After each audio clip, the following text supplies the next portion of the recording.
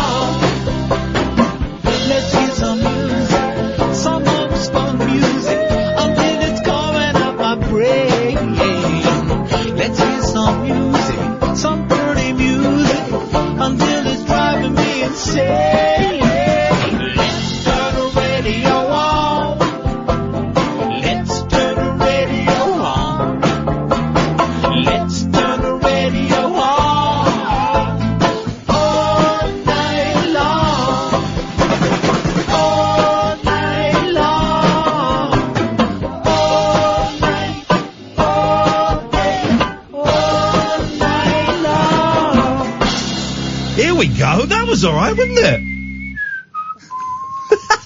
Ladies and gentlemen, Michael McCartney is in the building. Michael McCartney is with Iain Lee. Thank you. And together we are McCartney and Lee. Oh, you make my heart melt. I know you're on. Is that your hearing aid whistling? We had Jess Conrad in the other night and his hearing aid was whistling. I heard. It was so lovely, but... Hold on, can you hear mine? Can't hear a bloody word. Pardon? I said, have you heard this one? Go on. How's it go? Think liver birds. Yes.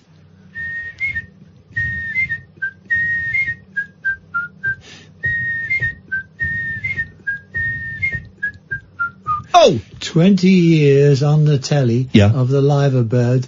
Guess whose whistle introduced that? Alan Cummings, the great Scottish actor. Yeah.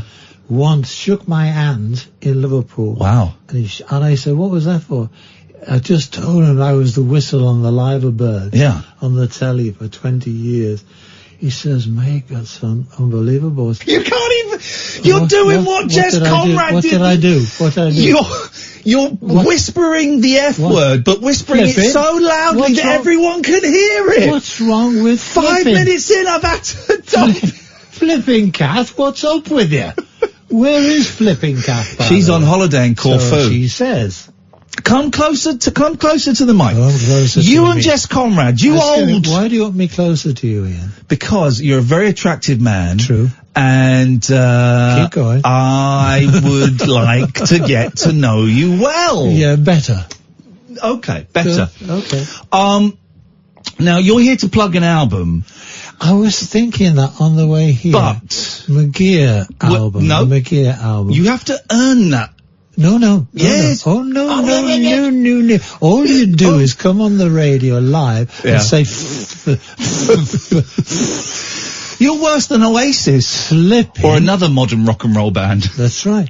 And all you do, taking account in flipping Oasis, all you do is say McGear album, Weirdos, McGear. And all you do is keep saying it, McGear, Weirdos animation, McGear album. Esoteric, end of round one. Cherry Red. McGear. Know for a animation, fact that you've had a... Hiya, Ian. Nice to meet you, Mike. Pleasure. You've had a very relaxing dinner. I'm saying relaxing and I mean you're pissed. I'm as relaxed as a dinner. I'm as relaxed as a judge. You've been out for... Am I allowed to say who you went for dinner with? Oh, well, all depends who did I go to dinner with. I can't remember. I'm so relaxed. It was Sir... What? Peter Blake. Sir. Pete. One of the greatest living artists. He is a great artist. He's incredible. He is. Now, the most important thing, all you people, and all you're going to say, oh, Peter Blake, the Sgt. Pepper man. Did he do that as well? He did that as well. I was unaware of that. Now, you look at... I used to go to the Walker Art Gallery in Liverpool. Yeah. Because I liked the hat. And there on the walls, I saw Peter Blake before he was Peter Blake. What was he doing on the walls? He was on the walls, just hanging out of his skull. Yes. After all these meals in London. And on the walls, I remember one particularly, something called, I think it was Titania, this lovely little fairy glen with this little fairy and this thing. And I think he got yes. the artist prize, the John Moore's exhibition prize. He beat David Hockney. Wow. Peter Blake. Yeah. I've got the brochure that I went as a child to prove it. That he got the first prize. Hockney came third or fourth. Peter Blake got it because he's that good. So check it. Google him. Check out as well. Check him out. Chuckle out his Checkles. Chuckle Brothers. On Google and just see his stuff. He is... Oh, Peter Blake, great artist. He is incredible. And of course, Sgt. Pepper is, if you don't know anything about him, you'll know Sgt. Pepper. But he is well known. So much more than that. What is he doing hanging out with you, Mike? Because he's got class. That's why, Ian. Oh, I see. That's why he's hanging out with me, because he knows a troublemaker when he sees one. Yeah. And a charming gentleman. Is he a troublemaker himself? Is he? I can imagine he is. Peter's a quiet trouble, very quiet. Right, they're the worst kind. Yes, thank you. They're the worst kind. The noisy ones, you know where to look. That's right. It's the quiet ones who are doing stuff in the background. Left field. Got to say, you're looking very smart. Lovely strides you've got on tonight. Oh, do you like my strides? I'm happy to swap trousers. Do you like the way I strided in? I did like that. Thank it was you. Very impressive. Yeah, it was almost in a straight line. Wait till I stride out. We should say, for those who don't know, Mike McCartney, McGear. McGear album, Weirdos. Well, he's doing it again. McGear album. Let's do the shorthand. So, member of the Scaffold, 60s.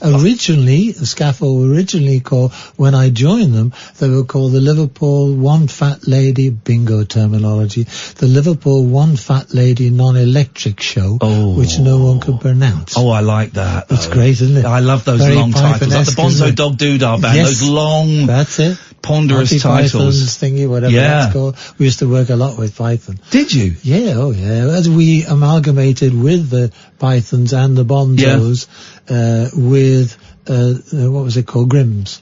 That was us and the Bonzos. Now remind me, because I know Neil Innes was in the Grimm's. I can't remember everyone's he went names. Into Python, didn't he? With the Ruttles and Pythons, all that. He fell out with the Pythons. I don't quite know what happened. We won't go into that. No. But we won't go into that breaks my heart, because I saw him go into that. I saw the Pythons a few years ago, and it was such a shame that he wasn't part of that huge show at the O2. Neil Innes is just... He's very clever, isn't he? Neil Innes is one of a story. Go on. So, not that I would interrupt your very valuable television show. I'm just speaking when there's a gap. Television here? Yes. Oh, yeah, this is television. So the only way we could get him. We told him there were pictures. For my camera. Here we go. Okay. I go, keep those on. I'll get a picture of that. Okay. This is... I shall tweet that picture of what I'm having to deal with. All those poor people at home that went to silence and haven't got telly radio. Press your red buttons now. Now. Press them now. Now, what were we talking about? You were about to... I'm going to tell you, I interrupted you. You asked about Neil Innes. I didn't, but you were going to tell me about him anyway. Anyway, I was staying at his house in London. Show off. Many years ago. He stayed at my house up north. Yeah. But I believe you're from Liverpool, is that correct? I am from Liverpool. I've heard that rumor. I am from the centre of the universe, Liverpool. Yeah. And I was staying at Neil's in London, and I came down the stairs one day, and Yvonne, his wife, was there, and I said, wow, that's great. Is that a new Neil track? Don't say anything. I said, why? That's a new Bowie track. Oh. And Bowie had ripped off Neil Innes. Well, I'm not saying anything. Ian, would I say that live on your radio? Not that you're controversial. No. No. Good. Oh, no. Very friendly. No. But that's all she said. Shh, don't say anything to Neil, because that's a new Bowie album. Bit sort of... Anyway, we were saying... Because, of course, Oasis did rip him off. Weirdos, animation. Oasis did rip him off. Did they? Bowie or Neil? No, Neil. They Sounds like Coronation Street. Yeah. It does sound like Coronation Street. No, but one of their songs, they stole the free to be an idiot. Oh, did they? How sweet to be an idiot. Sweet to be an idiot. And Neil sued them. And did he? He got a big old check out of it. Oh, yeah. Good. Oh, good. Because Neil used to come on stage in Grimm's. He used to come on stage. Imagine this, everyone listening. There is a man that comes on stage now and sits down at the piano with a duck on his head. There we go. Okay? Yeah. Very straight, very serious. Strangely, the students seem to like this. I'll tell you a bit soon, if you can remember, about Mooney entering our establishment. You won't believe this one. Okay. But initially now, we're in a Grimm's performance, and suddenly Neil comes onto the piano, nice, dark, lit. We had two things as well. And he came in and sat at the piano with a duck on his head. Right, and then just dunga, how sweet to be an idiot. Dead straight, beautiful song, beautiful singing with the duck on his head. Yeah, and the other one he did. Now then, talking about being ripped off. Yes, we're doing world exclusives. Here we go. This is now it, guys. You tell me who got what from. Okay, go on. Neil Innes in Grimm's used to be, right, here we go, nothing's on. Suddenly from the back of the stage, you would have the spot, centre stage, on a microphone. Everything else is black. Suddenly there's a boom, boom, boom, boom. And there's this bloke emerges from the back of the stage with a great big giant on these enormous big boots. Yes. Right? Yeah. With a guitar. He comes boom, boom, boom, down to the microphone, and he goes to talk into the microphone because he's so tall, the roadie has to come in, put the microphone up, and so, funny, and he's got his guitar, and he goes, with enormous tall boots on. You mentioned the boots. Okay. They're integral. And so, he plays it, he got his guitar, and he goes, ladies and gentlemen, a short blues. Doodle doodle doodle doodle. Da-da, and then walks off on the giant boots. Now, what film have you seen a rock singer called Tommy? I'm not giving any clues here, but you think about, and then I wonder where he got it from. Was it Scaffold's backing singer?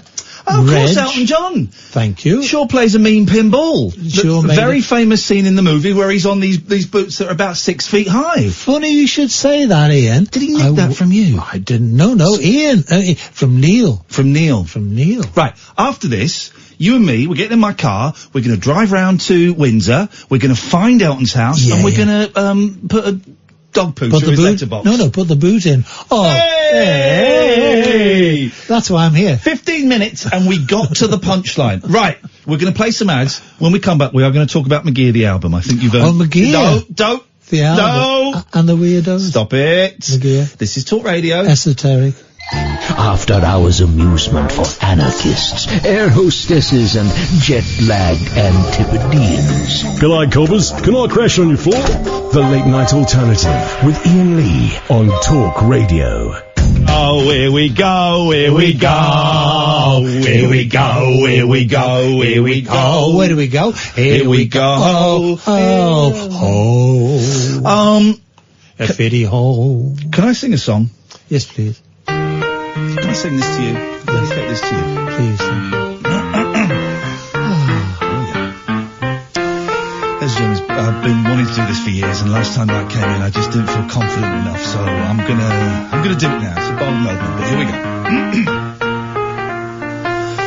Michael McGear, you have always been my inspiration. That's all I've got. But that'll do me. It's not bad, is That'll it? Just do a little me, tune pal. I'm working on. That'll kicking do it around. me. That could be a hit.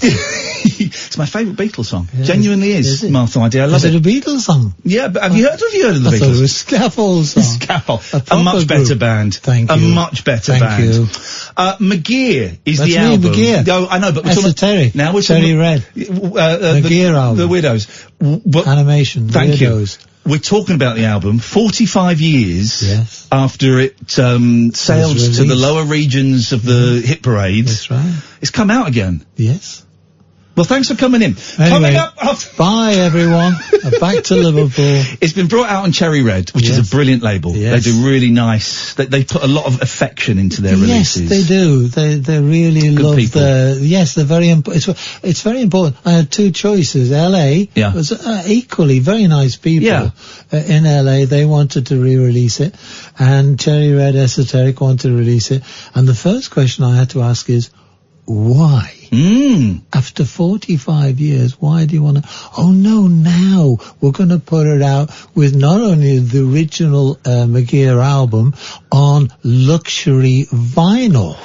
Now, I had to ring Billy Kinsley from the Mersey Beats and say, because he'd done tracks on the CD2 of my McGear album on Esoteric Cherry Red. Yeah. I said, Billy, what's a luxury vinyl?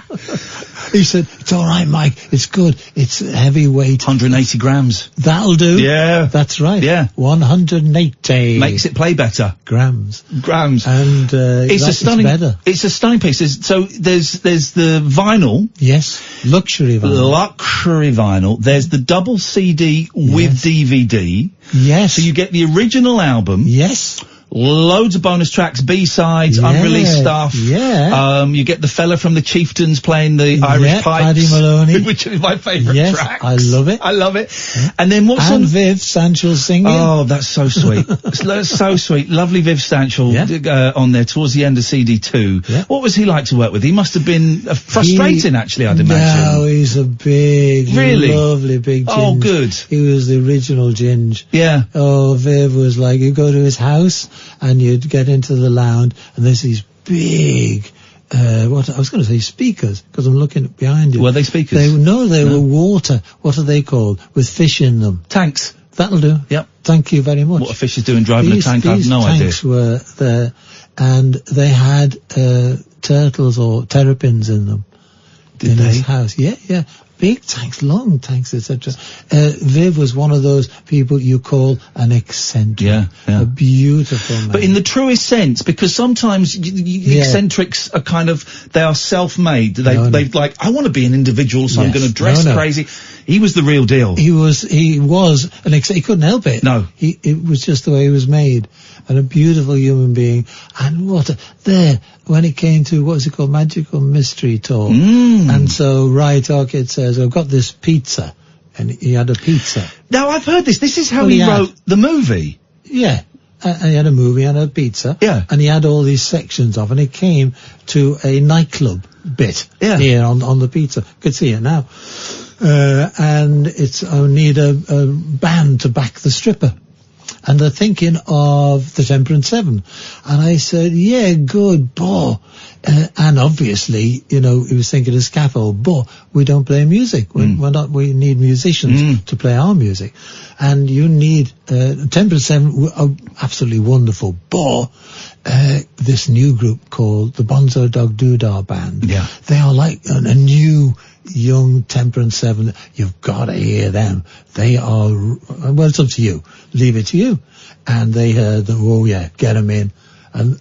So they had on the film, you will see, and them in their prime. What are they? Is it Death Cab for Cutie? Yes, they're playing, Death I think Cab. it is. It's long since I've seen it. The son and daughter of Mr. and the son and daughter of Mr. and Mrs. Mickey Mouse is one of those things. Oh, check out. Google those Bonzo Dog Doo-Dah Band, and I think they're something like 175 quid short of a thing. They're trying to say somebody's trying to nick their name. What? They're trying to, on Twitter, there is now the son, Viv's son, lovely man, is trying to get a campaign to save the name of the Bonzo Dog Doo-Dah Band. Wow. And there's something like 170. They got thousands in to go to court and to get the rights of it.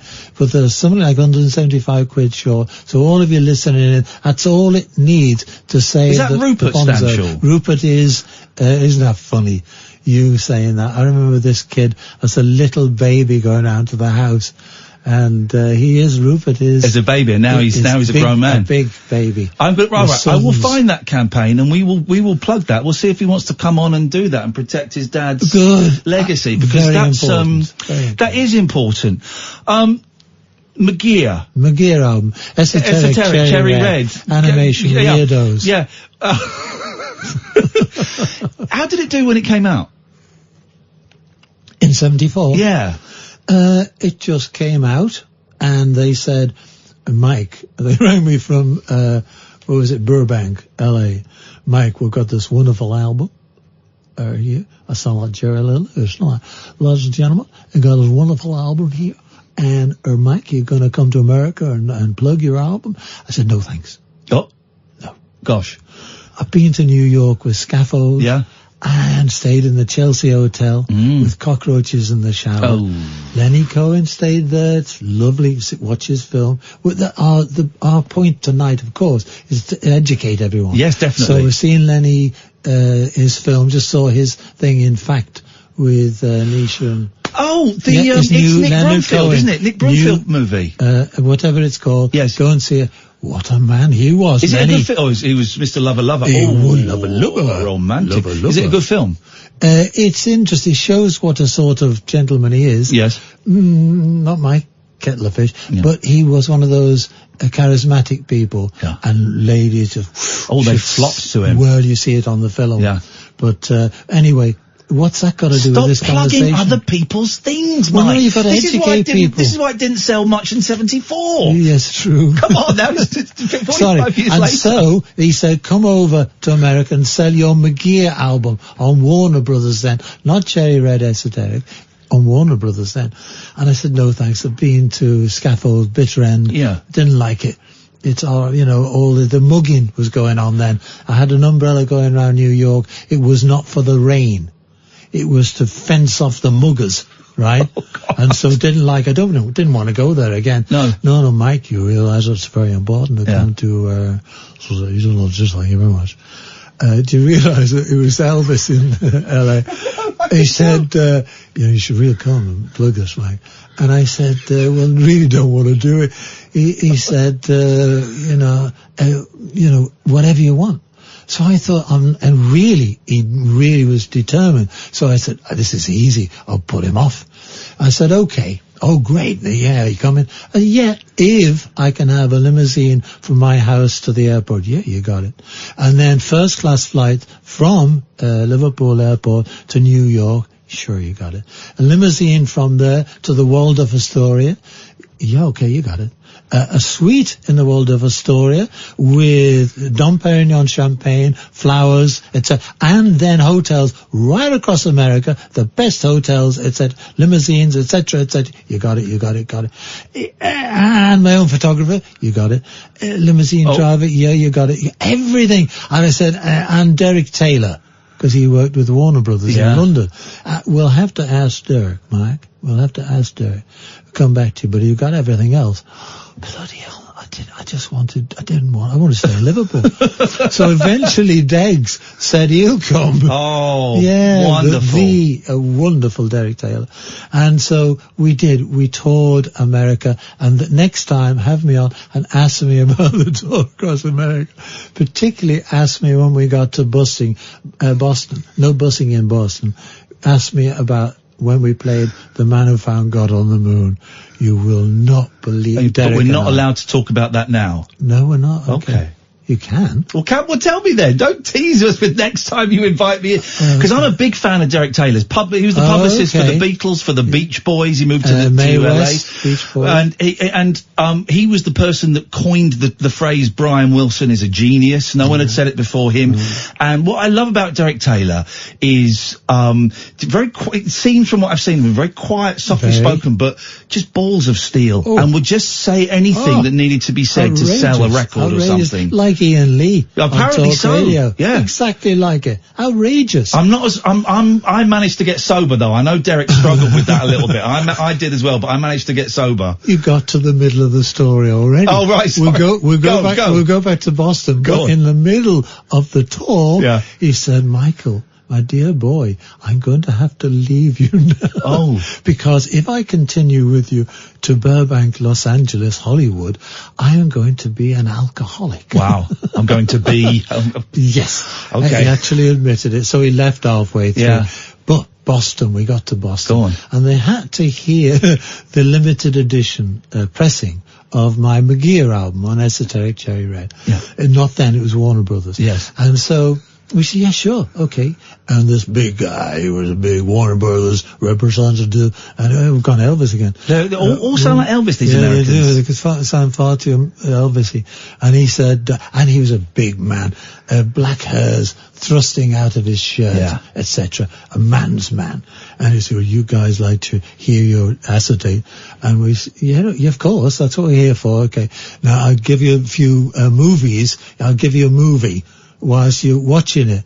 We said, well, no, we can't listen. No, I'll turn the sound down. We said, okay. So we just want to skip a couple. Just want to hear, there's only a couple of tracks on the limited edition. And The Man Who Found God on the Moon, the wonderful Man Who Found God on the Moon. Yeah. Esoteric, beautiful little girl, Annette Made Me Happy, all about Christian and all that. And so we are listening, Ian. Yes, Michael. We are listening to The Man Who Found God on the Moon. It's a long one, 6 minutes or so, isn't it? Beautiful thing. And the video, turned down, comes on.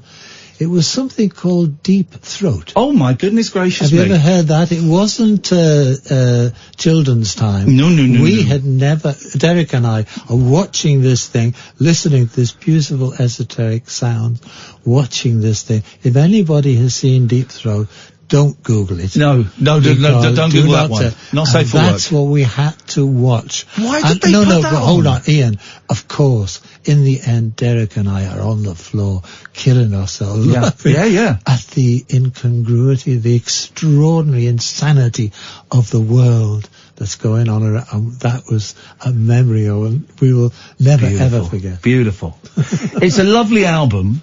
Thank you. The band on there are Wings. Paul McCartney, Linda McCartney, Denny Lane. Who was was there a drummer at the time? Yes, no, it wasn't Wings. Our kid said, okay, now you finished your Scaffold, you finished your Grims, what are you doing? I said, not a lot. He said, why don't we do a record, and try and make you some money, having 6 kids.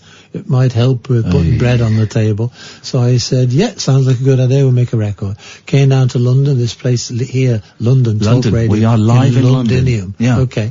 I sat around his house, and a magic little song, just him on guitar, all three, him, Lynn, and me in the house, chinky, chinky, chunky, chunky, and this thing, this little magic thing descended on us called Leave It, this song called Leave It. Wonderful, really lovely. It was so perfect. Great. Let's record it. Went to Abbey Road, recorded it at Abbey Road, where I used to do all the Scaffold stuff anyway, and our kid did all his Beatles stuff. So we knew it very well. And recorded it great. Sent it to New York to Linda's dad and brother, and they listened to it and they, what are you talking about? everyone's going, if you did it, they love this song. Why don't you do an album? So our kid rang and said, right, New York they love it, and they want to do an album. And I said, okay, yeah. He said, have you got enough songs? I said, well, I've done the McGough McGear thing. I've done the Woman album. So I have been writing, apart from Scaffold, I have been writing a lot of songs. Yeah, I've got a lot of songs. I have to work with a group. He said, I'm a group. I said, I'll work with you then. I'm a group. I'll work with you. And so he had him, Lynn and Denny. Brilliant. That was their lineup. And so he said, what about a drummer? What about the drummer you had on Woman, which was Jerry Conway, great drummer. And so I said, oh, perfectly, if he can do it, great, Jerry could do it. And so we went to Strawberry Studios instead of Abbey Road, too expensive. That's the 10cc. 10cc studio in Stockport. Right. It's called Strawberry. And we started recording. Then they brought in Jimmy McCulloch, young Jimmy McCulloch. Yeah, some guitarist. And then little Paddy Pipes came over from Dublin and did his beautiful talk. You'll hear him talking to Linda there on that talking there. Lovely that. Little Pipes there. And you'd never heard a man that can bend a penny whistle. Oh. No. You can't bend a penny whistle. Paddy Pipes can. Beautiful. And then we had Brian Jones doing his sax from The Undertakers. Okay. Brian Jones from The Undertakers came. And so that was the basis of the McGear album. And that's what you have today. And Cherry Red, Esoteric. All the bonus tracks, some of them were released, but a lot of them weren't released. Were they just sitting around in a vault? They were up in my roof they said on the big old tape. Well, that's what Cherry Red Esoteric said. I said, okay, LA or here, London. Yeah. And I said, Cherry Red here, please. Thank you. Thanks for the tapes. And our kid and I had done it on MPL, his company called MPL. Yeah. And we leased it out to Warner's. So they said, okay, sign on the dotted line, gives the tapes. And I said, okay, rang MPL, can I have the tapes, please? Cherry, I want to release this esoterically. And so they said, okay, yeah. And then didn't hear. Another month. Excuse me, they still want the tapes. Have you got them? Yeah, we're looking for them. Another month. I think Warner Brothers got them. Another month. This is over a year. Wow. This poor esoteric, where's our tape? You said you've signed on that. Where's the tapes? And in the end, Warner Brothers had lost the McGear master tapes. Wow. So they said, we can do it from record, but have you got any original tapes? So I said, there's some in the roof of my house that have been there. I know every now and then what the cobwebs up and have a look. I'll have a look. So I got these 15 IPS boxes. One of them said McGear master tape copy 1. The other one said McGear master tape copy 2. Beautiful. And another record another thing he said, leave it, master, etc. With AP engineer. Do you know who the AP engineer on Leave It was? No, go on. Ever heard of Dark Side of the Moon? Oh, Alan Parsons. Ever heard of Abbey Road? Yeah. Alan Parsons was the of course. engineer on Leave It. Wow. Okay, I didn't know. Till I read this bloody thing. Absolutely magic. So I've got them here. Look at these boxes here. And they said, great.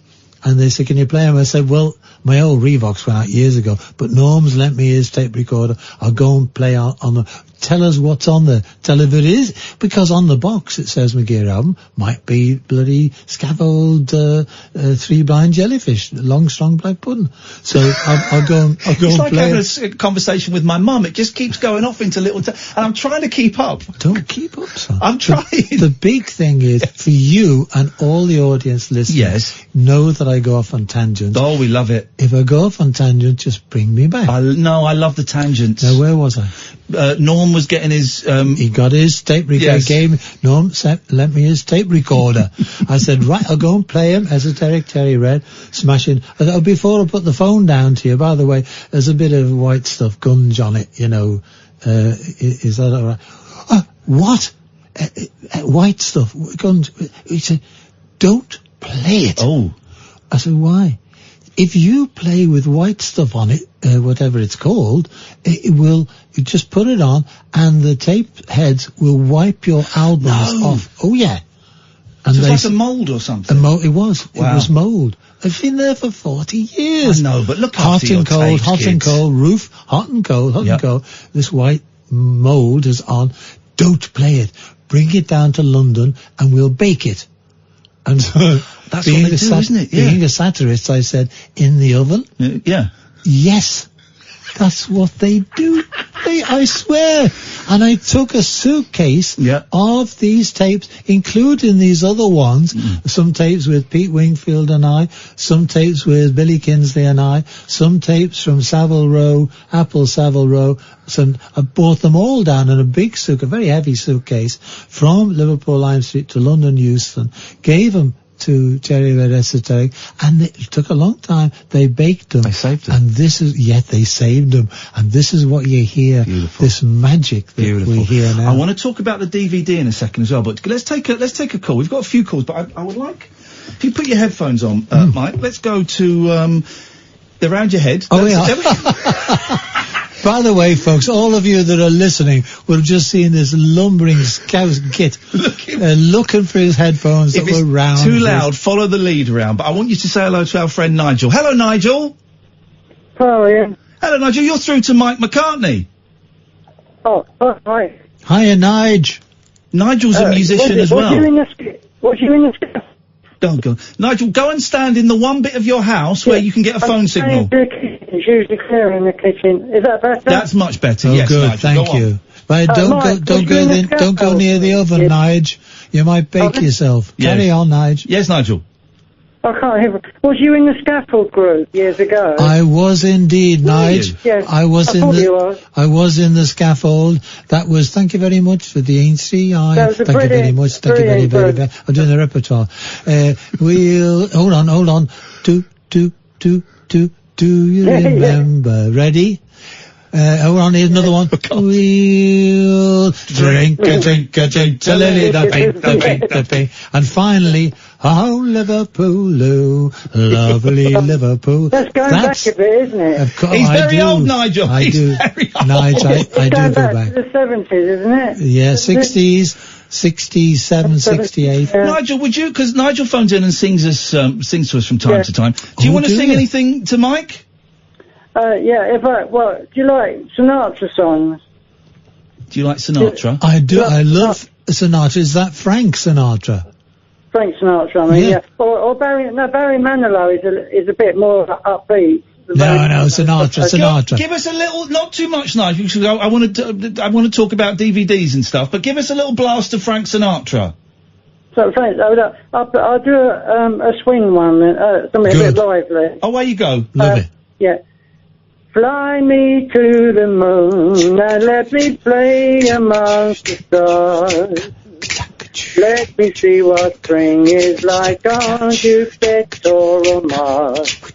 In other words, hold my hand. In other words, darling, kiss me. Nope. And let me sing forevermore. Oh, yeah. Because you are all I long for, all I worship and adore. Okay. In other words, please be true. In other words, take it home, Nigel. I love you. Yes. Yeah. Thank you very much, Nigel. Cool, Mike McCartney Nige. is here. We're going to find out a little bit more about the new album. This is Talk Radio. The Late Night Alternative with Ian Lee on Talk Radio. Here we go.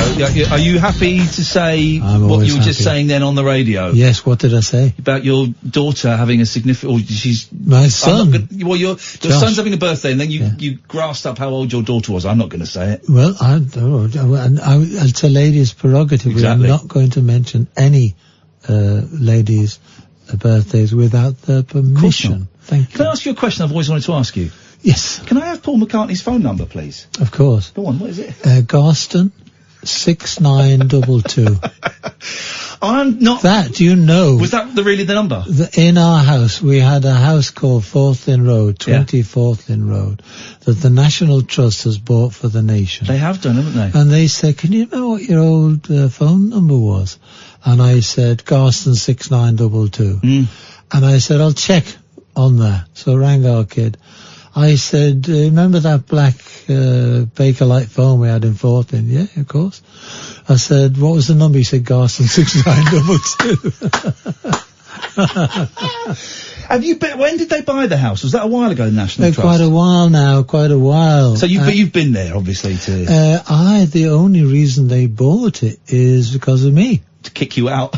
Well, come on, it's time you moved out and got your own place. I moved out when there's something called Beatlemania was happening. Oh, and it was getting a bit too hairy. Because all the fans would rock up. Yes, all day. Wow. And so it was getting a bit hairy, and so we had to move. And so my dad, being a Liverpudlian, said, okay, we'll move, but we're not moving so that all the kids can see us. Because as soon as we've gone. So he booked they'll strip the house. So he booked a removal van for 12 o'clock midnight. Ian, this is the truth. I bet that happened in Liverpool, though. People doing a midnight flip. Yeah, of course. Well, we were doing it for the most valid reason. Yeah, of course. And then we moved out. Midnight, nobody knew we'd gone, and the Mrs. Jones and her family moved in. She had it for like 30 years, and in the end she rang. Weirdly, her daughter ended up where I live on the Wirral, over the water. Wow. The Beverly Hills of Liverpool. Yeah, posh. Obviously. Very posh. And so she rang me and said, look, Mike, the National Trust are interested. Long story short. But the end was, the National Trust are interested. I said, yeah, our kid and I have been talking about this, and they are the right people to have it. Because if we sold it to commercial people, they'd have fun fairs in the garden, big wheels, helter-skelters, etc. And we're thinking of the neighbours. That's like you think of Nigel the other day, looking after him and your listeners. You really do care about your listeners. So we cared about our neighbours. They're going to be left with a legacy of this. The fans are coming every day anyway, and so the National Trust having it was the right thing. And so she said, they're there at the house today. Can you take me over to Liverpool? And I said, well, okay, I can't bring you back. I've got to go on, but I will take you over and meet the National Trust because, they're the ones for the house. So, got out the house, went down the path, and suddenly thought, hold on. I will take a book because it's now a little modern house with posh carpets, posh windows, double glaze and all that. I'll go and get me a book from the house photographs that I took as a kid in our old house. So I went back, got the book, put it in my bag, took Mrs. Jones to the thing, and there are these gentlemen from the National Trust looking round the house. Oh dear. Oh, look, double glazing carpets, and oh dear, this is not what we envisaged. We envisaged an old, no. And was just completely not interested.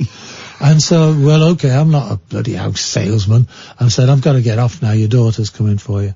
I said, I'll go. And as we were leaving the house, I said to the National Trust gentleman, I said, oh, by the way, I bought this book of how it was in the old days. You want to look before I go? I've got to go. Oh, if you insist. Totally disinterested. Yeah. Oh, yes, there are. Oh, there's a picture in the lounge here. There's it in the carpets here. The offcuts of carpet. We couldn't afford a whole carpet, so the aunties brought us offcuts of carpets. There's on the arms of the armchairs here. They made these covers for the armchairs to stop the springs coming out and ripping our school clothes. To me, this is true. Yeah. And there's the old window. Oh, sash windows. Oh, they're not typically sash windows. Oh, those sort of doors there. Oh, hold on. Suddenly they could see it. Suddenly they were back where I was, we were as people living there all those years ago. And, all right. So the deal was, if we have your photographs, we'll buy your photographs, and we'll buy the house. Wow. And that was the deal. And then, Yoko got the idea, to buy help them with buying John's house, and that's the only reason those wonderful little time warps, little magic worlds are there. I've not been. Have they made it look like 1962? It's like we used to live there. Really? Linoleum. That must be weird going. It is a time travel. After they'd done it up, it was a bit weird. Yeah. Because lived there. I lived in that. And so, and our kid going round with James Corden the other day. Yeah, of course. You know what I mean? That's the first time he's ever been. Yeah. And amazing. so, cause every time he'd gone before, he'd ring and say, there's nobody in. I said, yes, son, ring me, I'll get There's a key under the mat. Obviously. And so, so both of us going back. Nobody in. No, but just nobody in. Open the door, let him in. Brother Michael, that's a Terry. That's Terry you. Red. That's me. That's you, Brother well Michael. Well done. Yeah, I know. You, how quick you are, Ian. Thank you very much. That's a Your pleasure. dad, Jim, wasn't it? Yeah. He must have been so proud of you two boys when it took off. For both of you. Mum Mary died in 56. Yeah. Dad died in 76. Mum saw nothing of the insanity, and let me make this very clear. If my mum would have lived, I wouldn't be sitting here as a cheeky chappy, an entertainer. She would have told you off. No, she would have said, go into the professions. You're not going into music. No way, Jose. She would have put us in the professions. You'll be talking here to Dr. McCartney, Wow. more likely Father McCartney. Wow, You're a really? Is good that Catholic the way it could girl. have gone? No, I can assure you that's the way it would have gone. Would have gone. What Mum said happened. But Dad was in a band called Jim Mack's Band, so when Mum died, the rules were relaxed. He bought me a banjo, my brother a guitar, then a set of drums fell off the back of a lorry, as we say in Liverpool. I was practicing the drums and broke my arm, and this left hand died. Yeah. It was a dead fish, paralysed, and Pete Best got the job. Really? This is I the did truth. not know that. Ian, well, no, you see, I also forget as well. Of course. You've obviously forgotten, but I also forget, because it was a long time ago. It's only when the Quarrymen, I was doing a one-man tour called Sex, Drugs, Rock and Roll, I Wish. And I was in Bristol, and one of the Quarrymen came in to see the show, and he said, there were great times in Fulton, weren't they? And I said, yeah, why? He said, when you drummed with us. I said, did I? I did what now? On the set of drums. I'd forgotten. Yeah, you used to drum with us. You were the original drummer. Oh, okay. He said, I remember you coming up for having a wee upstairs where our kid on that Corden thing used to play his guitar in the echo.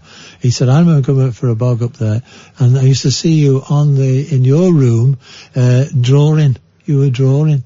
And I was actually drawing the Weirdos. Well, funny you should bring that up, Ian, because we've only got like 4 or 5 minutes left, and this is the DVD that comes with the McGear album. I'm going to post all the links to where people can get it and stuff. Yes, please. But you've always been, as well as being music, and you've written hits. You've had big hits. Enormous. Huge hits. Gigantic. But you've also artistic in photography. Yes. Got your camera with you. The cover of Chaos and Creation in the Backyard that is one of mine. It's a stunning picture one of mine. Taken when I guess you were 16, 17? Very young, through my mum's neck curtains. Some picture.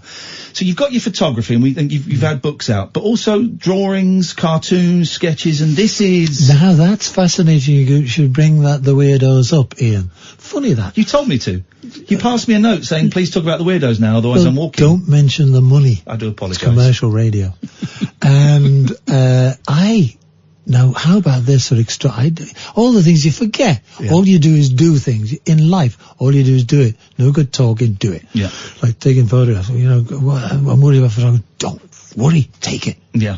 Everything. Don't worry about talking. Talk. If it goes wrong, it doesn't matter. That is not important. It's do not it. important, yeah. DIM, my father used to say, do it now. Brilliant. And so, and how about this? The drawings I used to do then, the first Scaffold single, done by the man, the director, the producer, was a man called George Martin. Oh! And our record was... Giles' dad, yes, I've That's heard right. of him. Our record was called Today's Man Die, Today's Man Die, Man Dies Washing Die. It was that slow. Strangely, it was a miss. But that was our first record. 2 days, letter 2, 2 days Monday, 3 blind jellyfish on the record.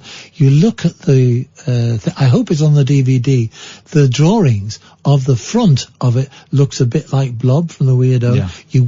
turn it over on the back. It is Beaky from the Weirdos. Then in it was before, thank you very much, which was 67. So this is 66. I drew the cover of the Scaffold's first record, and that is now part of the Weirdos animation. Isn't that funny? Over 50 Isn't that years, weird? 52 years later. Yeah.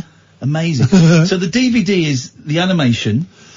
No, the Weirdos are separate. Separate. The Weirdos are separate. The animation separate. I did that in Edge Hill University with Pete, and LA Productions set up though. Right. Do you know LA Productions are? No, I do not. LA Production, you will when I say Well, Jimmy you told me. McGovern's Oh Hillsborough.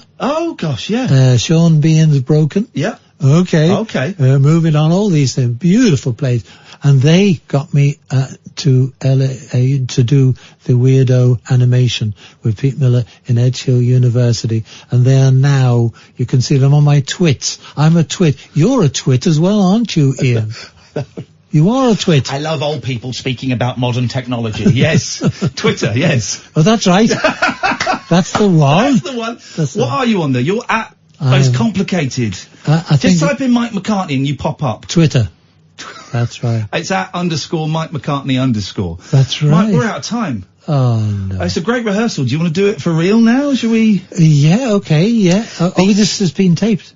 This is great. live. We're going to go live now. We're going to go live now. That was just a great, little press okay. run. And then remember all the answers that you did, and we'll do it after 11 if that's okay. No, I don't do things Michael, again. Michael. I freeze. McGear is the album. McGear Esoteric Cherry Red. It's out there. Usual places. I'll find some good links and I'll tweet it as well in a bit, and I'll at you so if people want to follow you. You're very entertaining on Twitter. What about the Weirdos animation? Are you going to do any more shows? Any like one-man shows or performances with Roger McGough or anything like that? No, they want to get Scaffold back, to get Esoteric Cherry Red, are talking about a compilation, a big Scaffold compilation, and getting all those things that we did, Scaffold did, and there's a great song. The guy that found the Morecambe and Wise Lost Tapes, and Doctor Who Lost Tapes, found Scaffold live at the Talk of the Town, 1969. Ian, if you can ever see that, we want to get it to people. It is magic. Us at our prime.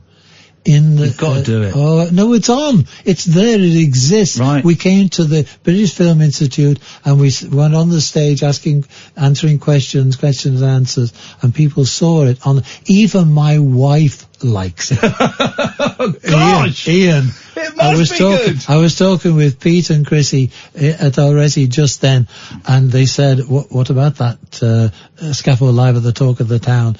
I said, Ro, what do you think of that? She said, it's good. Yeah. That from my wife of 37 years. Mate. Ian. Woo. What a day. Woo. What a time to be alive. Woo. Actual scenes.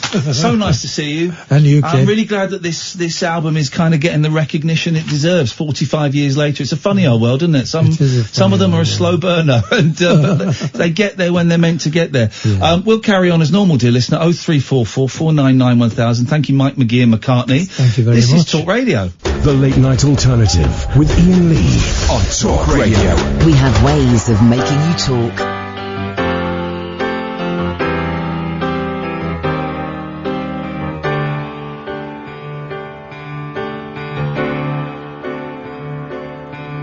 How sweet to be an idiot, as harmless as a cloud, too small to hide the sun, almost poking fun at the warm but insecure, untidy crowd. How sweet to be an idiot and dip my brain in joy. Children laughing at my back with no fear of attack, as much retaliation as a toy. How sweet to be an idiot. How sweet.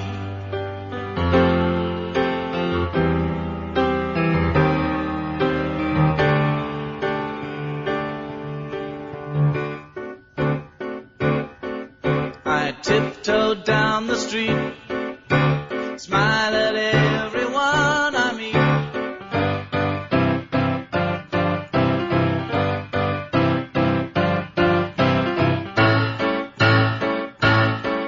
But suddenly a scream smashes through my dream. 3, 5, 4, 4. I smell the blood of an asylum. Blood of an asylum? But mother, I'm playing so beautifully. Aha, listen, aha. 3, 5, 4, 4. I smell the blood of an asylum. Hey, you're such a peasant. You got as much brain as a dead ant, as much imagination as a caravan sight. But I still love you. Still love you. Ooh, how sweet to be an idiot. How sweet.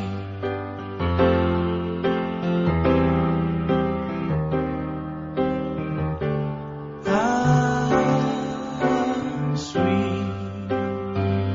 Here we go. 0344 499 1000 is the telephone number if you want to give us a call. The late night alternative. You can call in about absolutely anything you want, dear listener.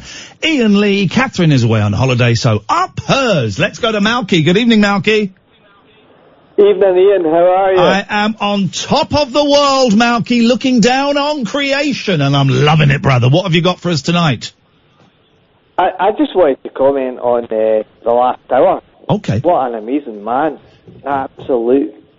I mean, what a story. What a life story. Isn't it? And And I can't believe I had to use the dump button on him 3 minutes into the interview, though, with him whispering effing. yeah. I think it was a liquid lunch. Good on him, man. Good on him. Exactly. That is absolutely brilliant. I mean, even that with the number. I mean, that'd be a good test for the Beatles fans. That is, I mean, do you know what? The number. As a Beatles fan, I'd not heard that before. I had not heard that before, and that's a great little bit of trivia. What was Paul McCartney's home phone number? Yeah. But I mean, he seems so gracious, and he's just absolutely. I was actually going to ask him a serious question about the James Corden thing, about that at home. And then, obviously, kind of answered that. And then I saw this Wikipedia thing about him. I don't know if it's true. He was a hairdresser with Lewis Collins. Yeah, this is. Do you know what? The thing with, because this is the second time we've had Mike in, and I pray to God we get him again. I had so many, because I wanted to ask him about being a hairdresser with Lewis Collins, and then it just goes off on so many different tangents. There's so much I wanted to ask him, and just didn't get the chance to. But we'll get him in again. Yeah, no, honestly, I just wanted to say I really enjoyed it, and you're amazing, man. You just let him go, and that's great. I appreciate that. Thank you, Malkin. I'm sorry I didn't get to put you on. Thank you honestly, I was fanboying myself, and I was kind of enjoying the vibe myself, guys. I wanted them all to myself. If I apologize, if I have to. But we got to hear Nigel singing with him. That was unusual, wasn't it? We didn't get to talk about Mooney. I've written down Mooney as well, and we didn't get to talk about that. 0344 499 1000. It's Friday. How has your day been, dear listener? I tell you what, I saw Angry Birds 2, which was quite good, actually. I quite like the Angry Birds franchise. Not quite as good as the first one, but still very, very entertaining. A strange old day. Lot of bad vibes out there today, man. A lot of heavy energy. It's been a lot of having to and I'm speaking very carefully because I don't want to name names or tread on anyone's toes or stir the shitty pot any more than I have done. But there's been a lot of having to fend off attacks with my psychic energy today. And I know that sounds a bit nuts, but it's been a real test of my confidence and my self-beliefs. Two things that I'm sure the majority of you who've listened to this show will be aware I don't really, in the past, I've not really had that much of. But today I've kind of had to stick up for myself in a way that maybe even 6 months ago I would not have been able to do. Certainly a year ago, 6 months ago, I wouldn't have been able to do it. And I would have either shied away from it, not said anything, or I would have gone too far and got angry and got a bit aggressive. And today I was firm. I was polite for the most part. I said two things that actually, looking back, were cheap. This is over a series of emails. I did two cheap shots that I'm not particularly proud of. But I walked one of those cheap shots back. The other cheap shot I didn't want to make a thing of, just in case it went unnoticed. I did alright today, man. I did alright today. I stood up for something I believed in, despite the fact there could be some unpleasant consequences down the line.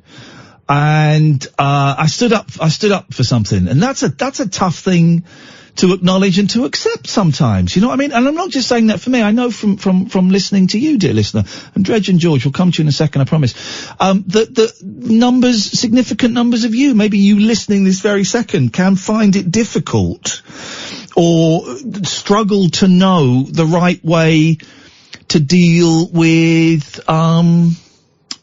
confrontation. It was confrontation done on email.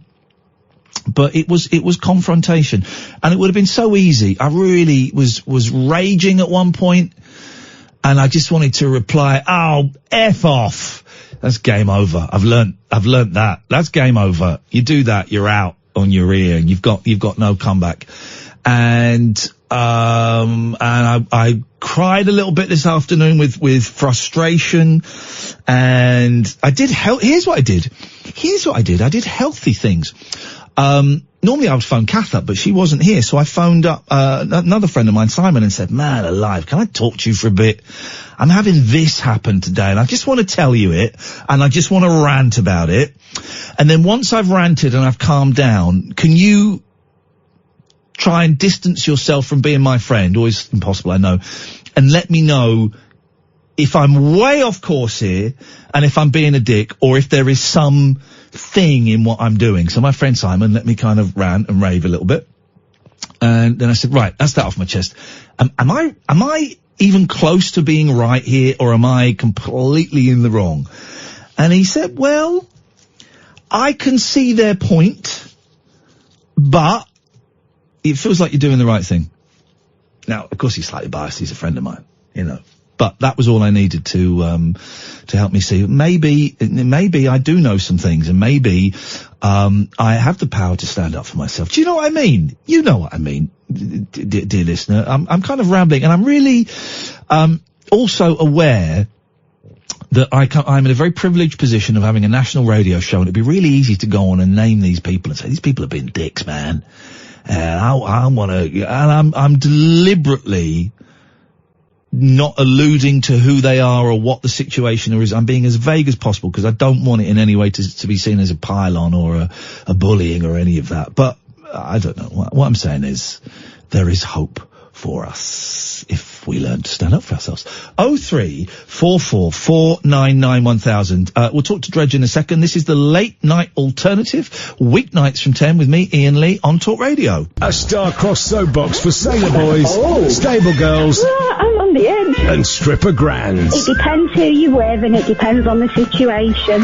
Late night speech radio with a difference. Thank you. The Late Night Alternative with Iain Lee on Talk Radio. 03444991000. It's Friday. It's kind of, I'm feeling a little bit loose tonight. I think it was interesting, and we didn't say it on air when I was talking to Mike. And I kind of wanted to, but it was kind of hard to steer that conversation, which made it a joy for me. I'm just sat there as an audience member. And, off air we said, isn't it, we heard the news, and there was news of another stabbing, and we kind of was saying, well, isn't it, aren't things a bit dark at the moment, you know, in terms of the world and stuff? And he said, yeah. And I said, well, that's why we do this. So this is why me and Kath do this show like this, because there's not enough silliness, and we're trying to avoid the normality of what is out there. And he went, no, you've got it the wrong way around. He said, what's happening out in the world is silly. This is normal. Being off your nut is normal. The murders, the politics, all of that, that's the silliness. Don't get involved in that silliness. You carry on being this normal.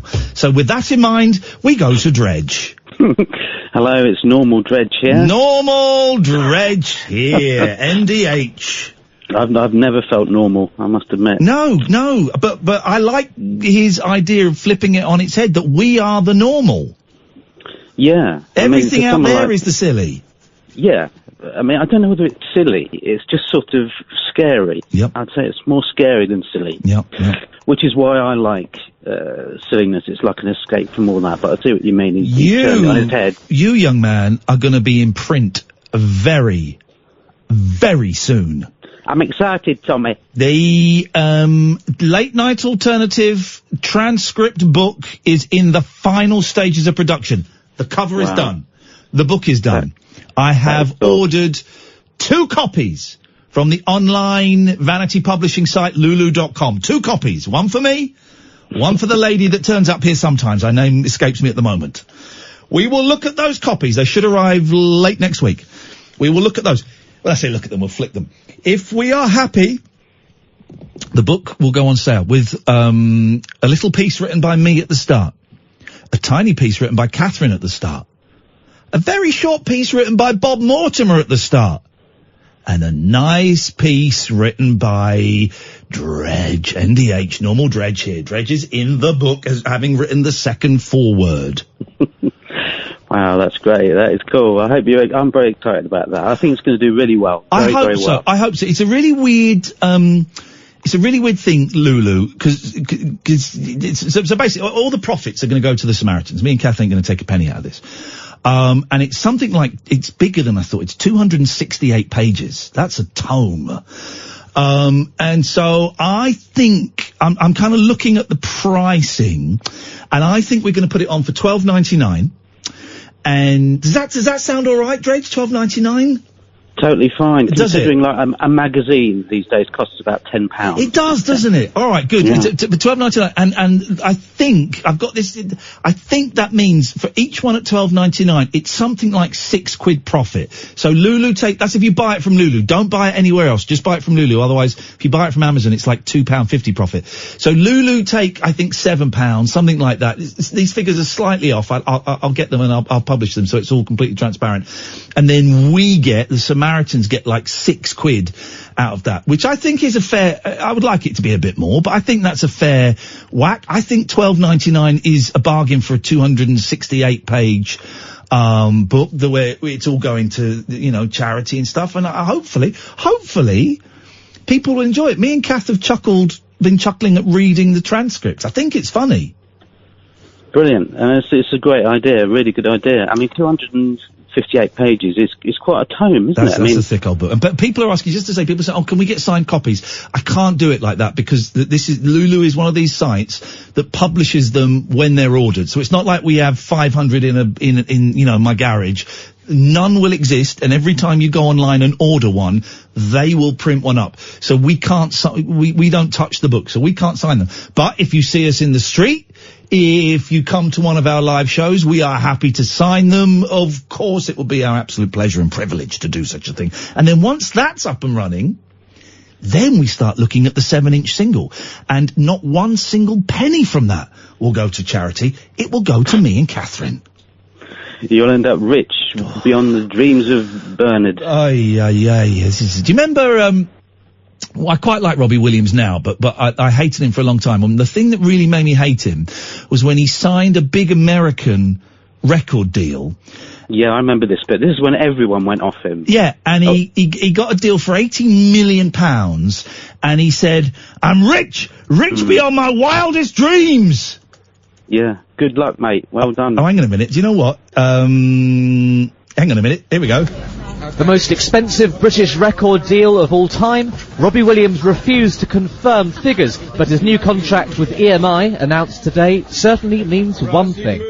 But I'm rich beyond my wildest dreams! There we go. That was it. What a plum. But don't you think everybody in Britain went off him at that point? Yeah. Yeah, that was You it. know what I mean? It was just a daft thing to say. That was it. That was the end of it. That was the end of his career, really. Well, he's doing all right now. He's not doing badly. I wouldn't say it's quite the end of it, but yes, it was the end of the hits, I suppose. Because he was on absolutely everything all the time, wasn't he? Yeah. And then suddenly, gone. David Cassidy, isn't it? So, talking of David McCallum. Hello. I've been on a David McCallum kick today. Okay. And he released some very, very odd records. I didn't really realise this. But one was called My Carousel, which essentially is him shouting. Oh. I don't know if you've heard that, but it's one of the strangest records. And then he did another one called Communication, which got to number 32 in the chart. We played Communication. Right. We played that. Is that the one where it's him, like, talking... Yeah. Sort of Shatner-esque style. That's it. Yeah. And then it turns into a bizarre parody of Leader of the Pack. Okay. But then there's a strange record called Love Ya Ilya. Love Ya Ilya. Okay, Ilya Kuryakin, yeah. Have you heard of that? It's by Angela and the Fans. And it's a sort of novelty record about that character. And there's a bit in the middle eight where he says, it's some woman singing. And she says, there's something different about him. Know what I mean? And what's different about him? He's lovely and clean. Oh, it's on the Pie label. I used to like looking at the Pie. Here's the thing, kids, right? I bet you were the same, Dredge. When I was a kid and you'd play singles, right? As you would get so much pleasure from listening to the song, but also looking at the label as it went on the record player and as it was going round and round. And Pie was one of my favourite labels to look at. Yeah. Well, they were the Kinks label, I think. Yeah, there we go.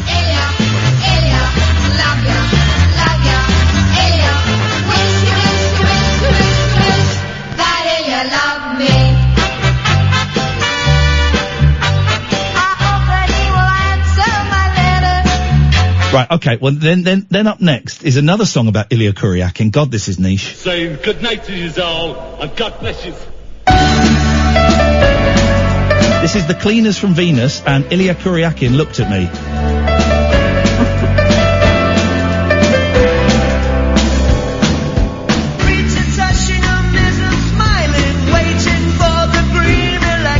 Train to take her down to London, where she will see Mr. Wilson standing by the iron railings opposite the chestnut palings. David Hemmings will be waiting with a job for David Bailey. And the sun is always shining on Wardour Street, filled up pop stars.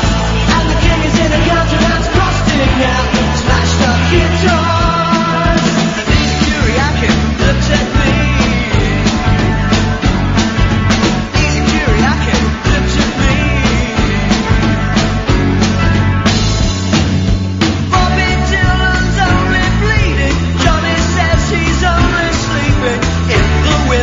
George and Ringo, see you down the big flamingo. Mrs. Peel, or is it... Dredge, can you help me here? I can't work out if this is the greatest song I've never heard in my life, or if it's awful. Well, you know, those two things aren't mutually exclusive. We continue.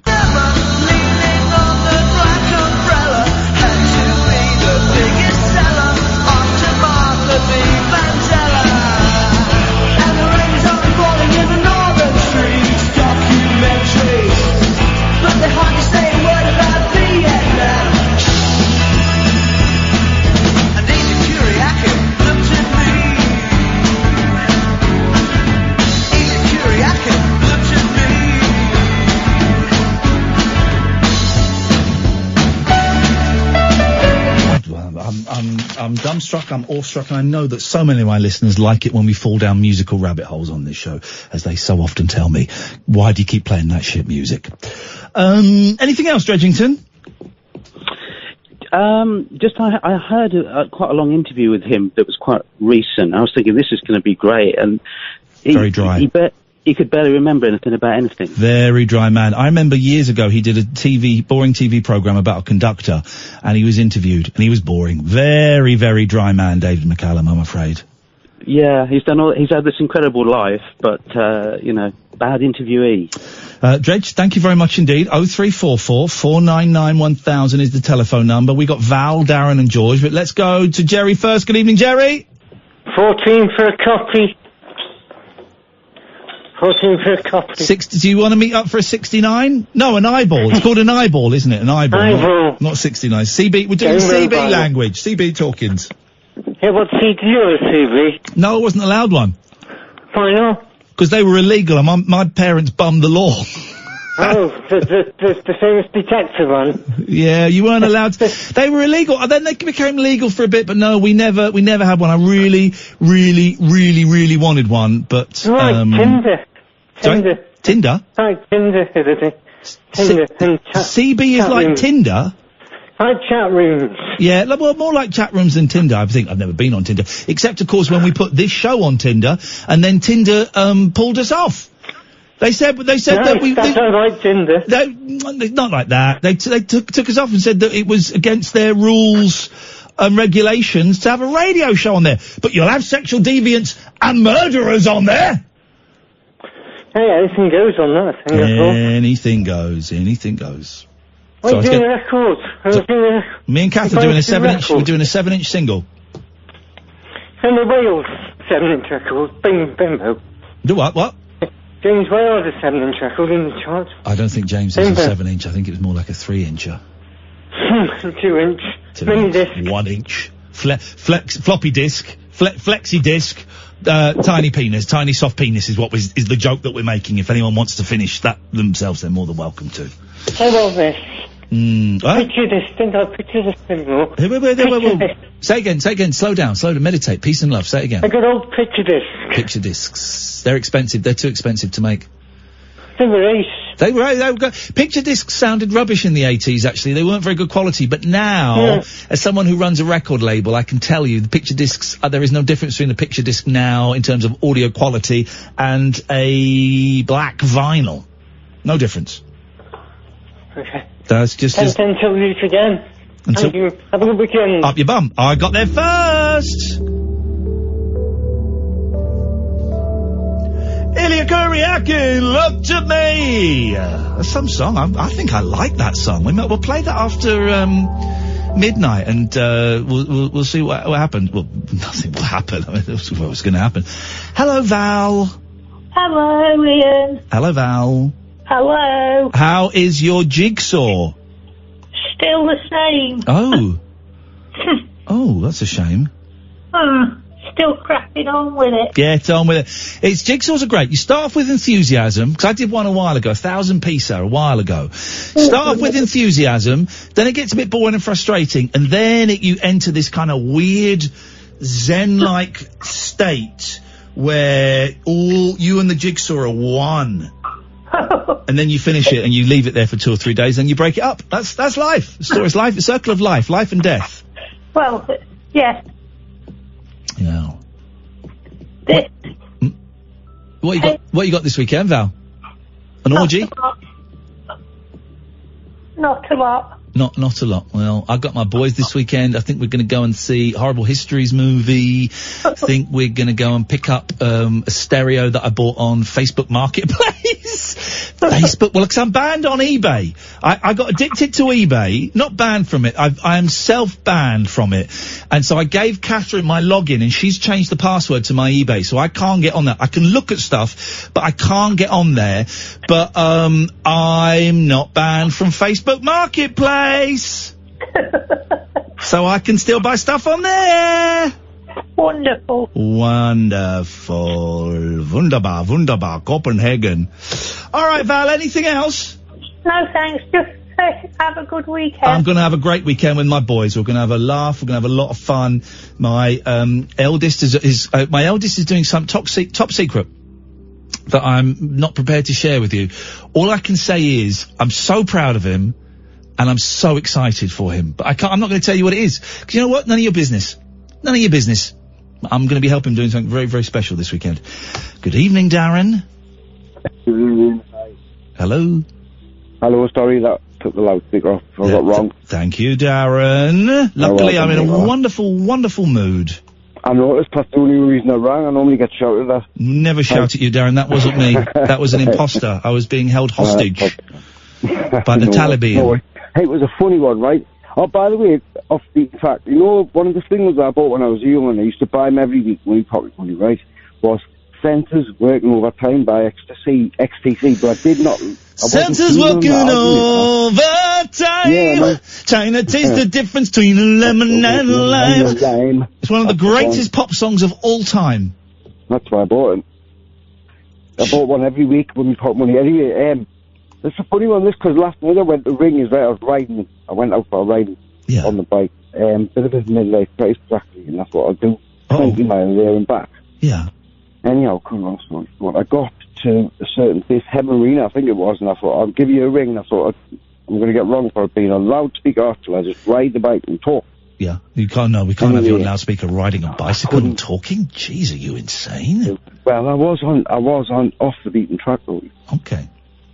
Anyway, I didn't get a chance, and I got mugged. I was trying to ring you. You got mugged? I nearly did. No, nearly. Just a nearly. Well, nearly getting mugged isn't a thing. What? Well, it was bad enough, I was trying to ring you at the same time. It would have been good for radio. Oh, that would have been a Sony Award, mate. They'd have brought back the Arias just for that clip of a guy getting mugged and me being all heroic and... That's all it was. I was doing for nothing. It happened at the same time. I was off. It's been a while since I've saved somebody's life on air. I need something. I need a contractor coming up. I need something. It was close. It was very close, honestly. How would you say it was very close to getting mugged? How close were you? No, sorry. It was a car full of lads, and there was there was a dead end. So I packed all my shit together out back into my little satchel and went to go that way, and it was a dead end. So I went up this sort of grass path, and I was away. So hang on, you nearly getting mugged?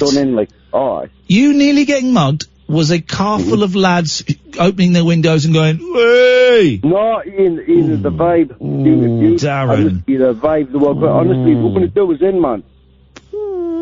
Yeah, doesn't sound quite like a getting mugged scenario to me. But it was very cool. Okay, okay. Would you have allowed me on loudspeaker on the bike?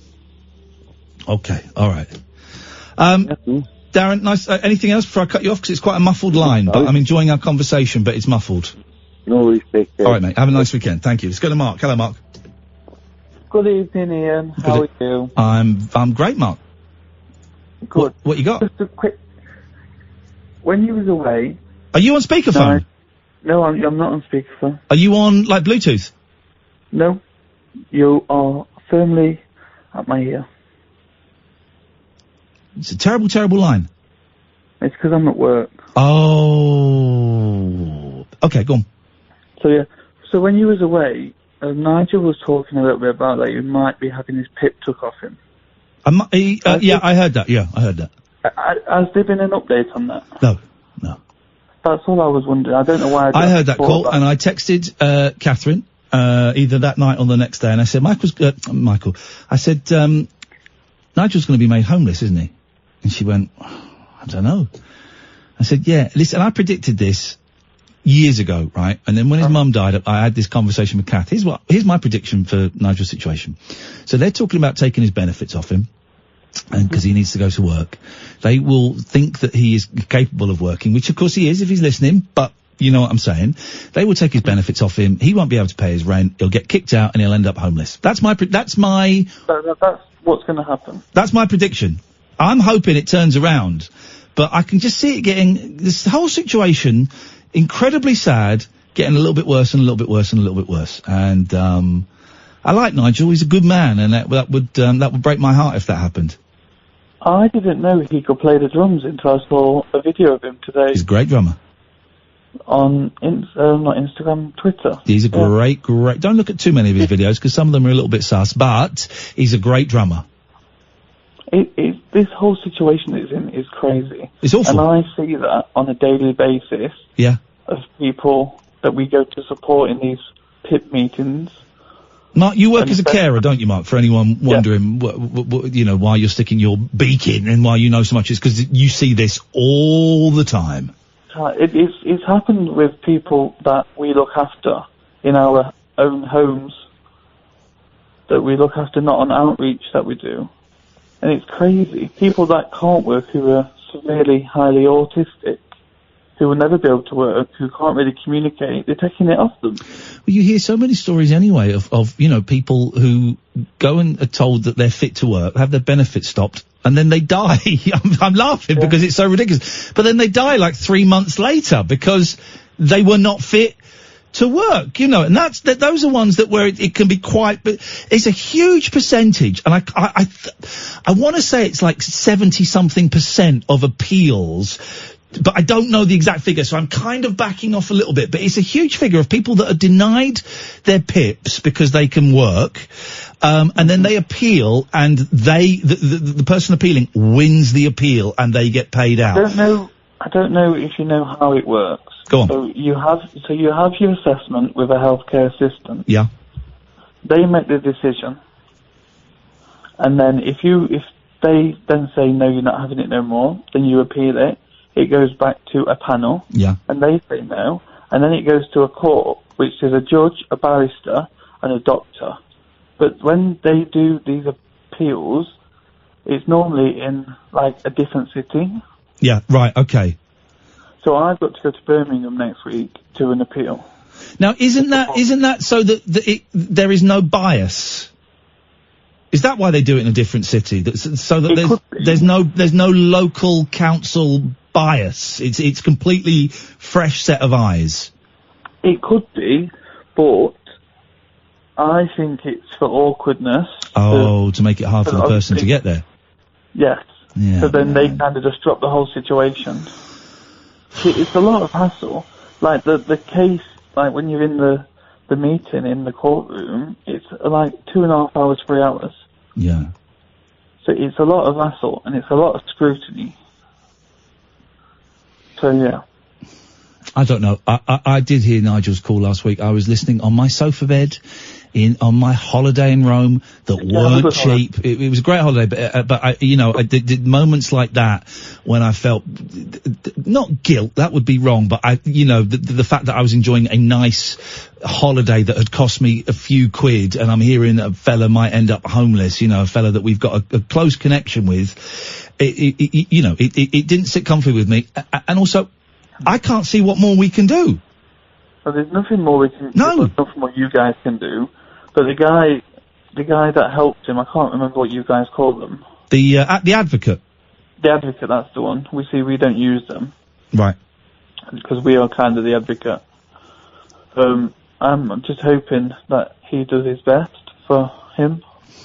And like I said, if Nigel is listening, if they ask you a question, pretend you don't know what they're talking about. I know that's the wrong thing for me to say. Yeah. But that's the only way he's going to keep his benefits. Yeah. Mark, you're a good man. I really appreciate your what you do in your work. And I know I tease you a little bit from time to time, but you're a good sport, and appreciate your work, and I appreciate your call. Thank you. 0344 499 1000 is the telephone number if you want to give us a call. This is the Late Night Alternative on Talk Radio. The Late Night Alternative with Iain Lee on Talk Radio.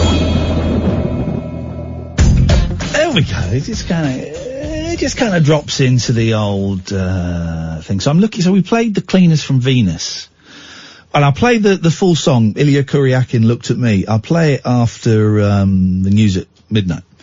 But it turns out it's this guy called Martin Newell, and I'm just reading about him, and he did an album produced by Andy Partridge called The Greatest Living Englishman. And I'm going through one of those phases where I just buy stuff on a whim. I just buy stuff on a whim, and I've just ordered it. And apparently he's written a book as well. Martin Newell. Let's look in the books department. Wonder what sorry, I should be doing this. How rude! Martin Newell, memoir, This Little Ziggy, about his youth and his days in Plod. This Little Ziggy.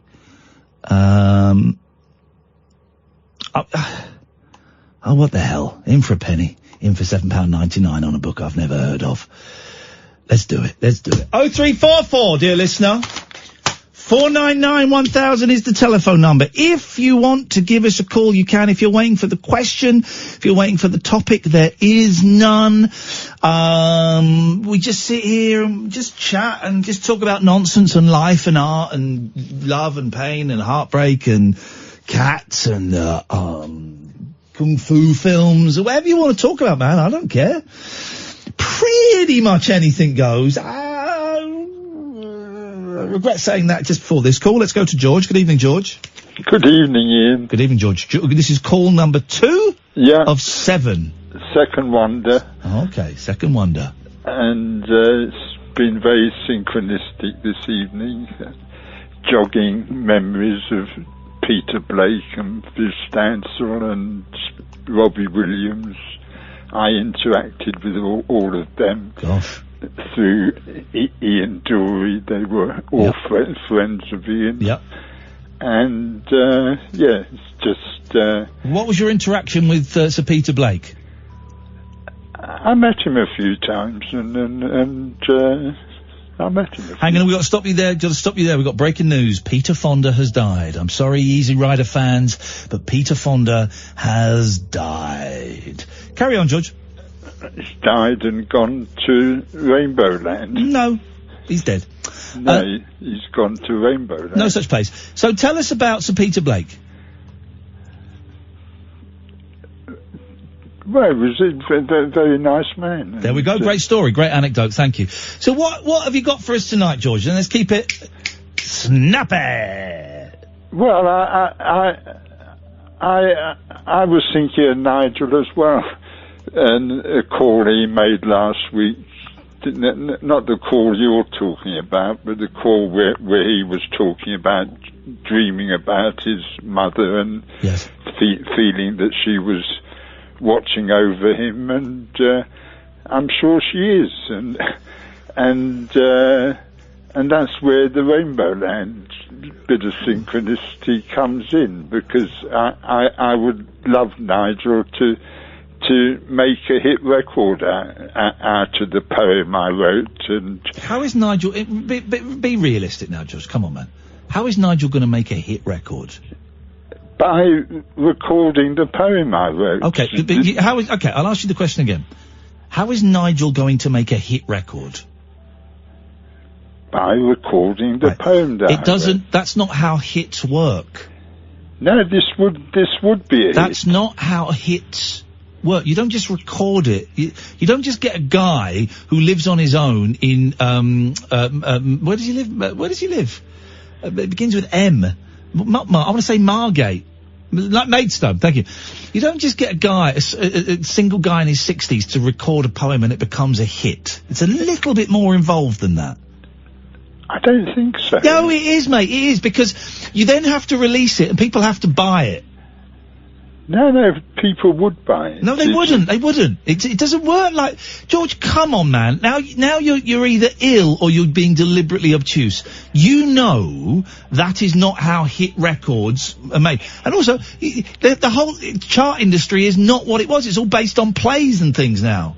No, it's a story. It's the story that goes with it. That you through your program could get a hit for Nigel, and it's you said you played it once, but you never played it. I don't remember. I probably didn't. It's boring. Rainbow Land. No. Ian Dury. We played a bit of it. No, you didn't. Well, George, we played a bit of it. Yeah, but just the last line of the poem, whatsoever our fate, yes, our destiny is great. Okay. It's very optimistic. What is the point? Okay, that's great. What is the point of this call? Because I'm bored out of my brains here, going around in circles and arguing with someone who doesn't know how hits work. The point of the call is to give Nigel some comfort, and well, that's a noble thing to do. Yeah, well, I'm saying in my mind his mother is in Rainbow Land. There we go. That's kind of a noble, if slightly weird thing to say. Why is it weird? Because there's no such place as Rainbow Land, George, for crying out loud. How do you know? Because you made it up. No, it's a poem that I received. That you made up, a poem that you heard a voice in your head. I didn't hear a voice. I haven't heard a voice in my head since January the 7th, 1977. Now, I wonder if anyone can beat my record. For the most boring number of phone calls to a radio station. No, I haven't shed a tear since 1979. There's the problem. You need to cry. Yeah, no, I do. But I'm saying I haven't shed a tear since 1979. That's really sad. Can anyone beat that? Why would anyone want to? I don't know. No, that's sad. Why haven't you cried? I cry when something really good happens. And I'm waiting for something really good to happen. I had a good cry today. Yeah, well, I used to be a big crier, but... There's the problem. There we go. We found it. We found it. We found the problem. George, you haven't cried for 40 years. If you play Rainbow Land, no, I'm not going to. I might cry. You won't, and I won't. Why should you not play it? I played a bit of it. It wasn't my cup of tea. You didn't play a bit of it? Yeah, George, please, mate, don't call me a liar. I played a bit of it. I didn't like it. You didn't like it, but I want to give it to Nigel. Okay, great. Well, you get in touch with Nigel, you give it to him, or you could leave a vulnerable man alone who's got enough on his plate, instead of making promises about him having hits that What you a can't silly thing to say. What, the thing you just said? No, yeah, it was. what a silly thing to say. What, the thing you just said? Yeah, it was. What did I say that was silly? Everything since hello. You're pathetic. You really are. Am I? Yes. In what way pathetic, George? You're pathetic. In what way, George? Just... Give me an example. Just... Enduring your boring calls where you try and lead on an emotionally vulnerable man? Not trying to lead on, trying to give him some comfort, trying to... By telling him he can have a hit record?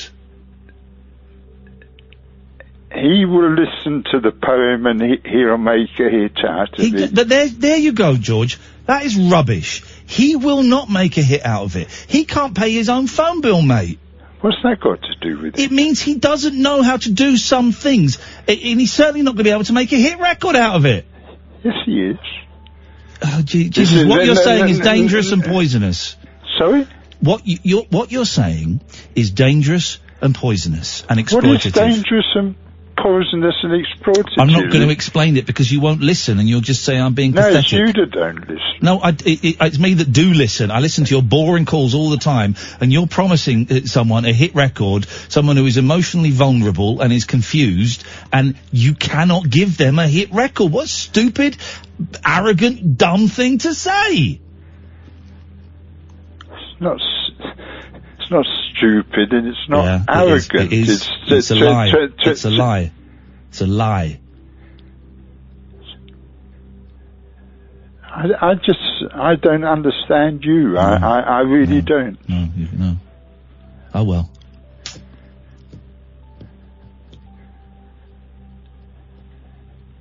It's just a lovely poem.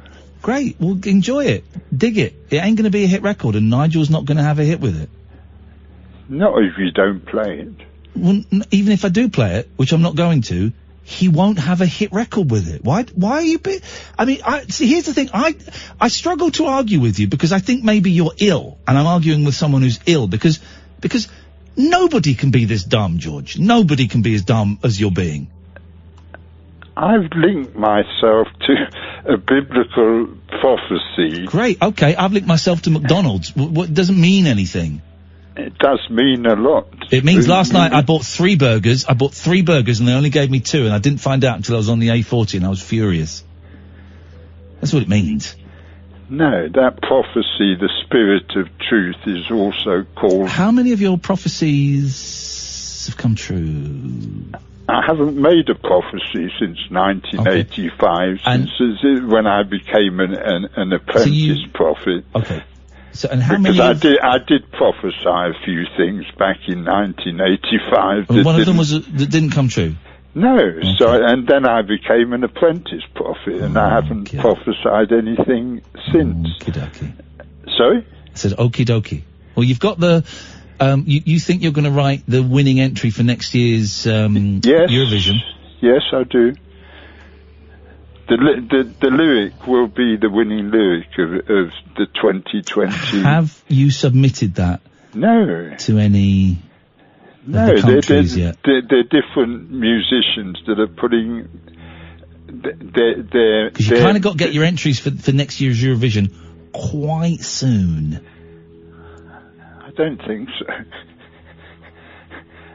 They don't do it the day before. It's not like, oh shit, it's Eurovision tomorrow. Has anyone got a song? That one. Yeah, that one from the nutty old guy in North London. Boom, we'll have that one. There's quite a bit of planning and preparation goes into it.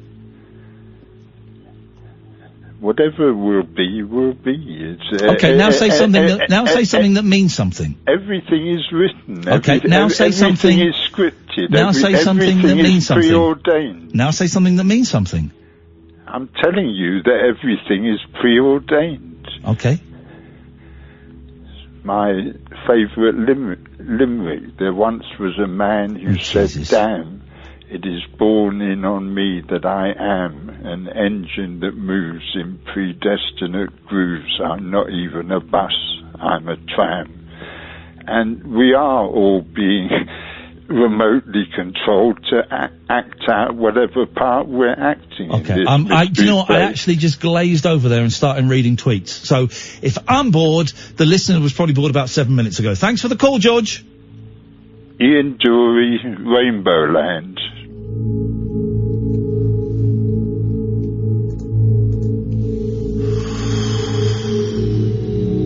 I'll take this. Hello, line 1, you're on the wireless.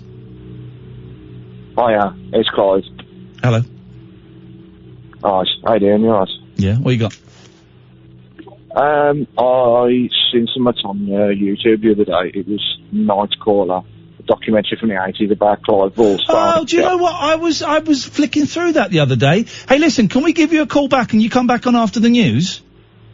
Yeah. Nice one, man. Stay there. Speak to Hayley. He should take your name and number and give you a call back. It's great. He's right. It's like in 4 or 5 parts. Documentary about Clive Ball from the 80s. It's brilliant. Really, really good. Nightcaller. Go and Google it. 0344 499 1000 is the telephone number. If you want to give us a call, you'd be very welcome. This is the Late Night Alternative. It's on every weeknight from 10 o'clock with me, Iain Lee, only on Talk Radio. The Late Night Alternative with Iain Lee on Talk Radio. We have ways of making you talk. This is Johnny Rhythm just saying good night to you all, and God bless you.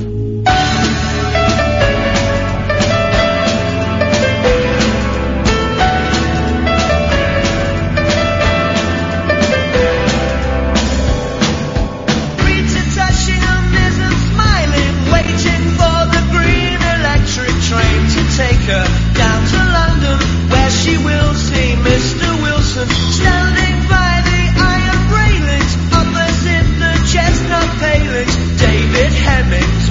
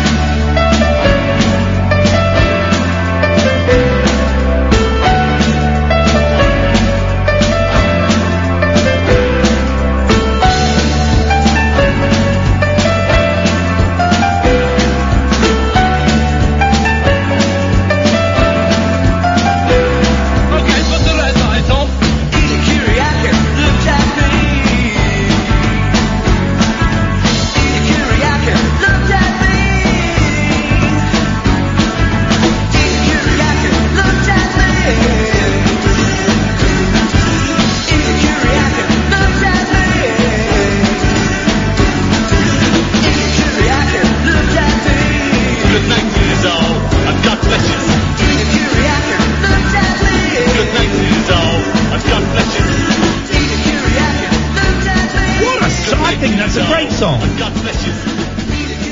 Bit of bootleg Lennon in the background as well. I think that's a great song. That's the Cleaners from Venus, but it turns out it's a guy called Martin Newell, and playing guitar on that is Captain Sensible, and Martin Newell did an album that was produced by Andy Partridge of XTC. More? I ain't got any more. But we have got Billy Joel! This is what popped up next on the thing. 0344 499 1000, the late night alternative. I'm on every weeknight, from 10 o'clock. Until 1 o'clock. It's called the Late Night Alternative because it's an alternative to everything else that is on every radio station right now. It'll be Brexit. It will be, should Corbyn be what do they call it, caretaker prime minister? It'll just be the same old rubbish. And listen, if you want to phone up and talk about those things, you're very welcome to. But if you are going to do that, I just gave a secret message to my posse, a very secret message, and they're laughing. It's just, hang on a minute. There we go. Just closing the blinds.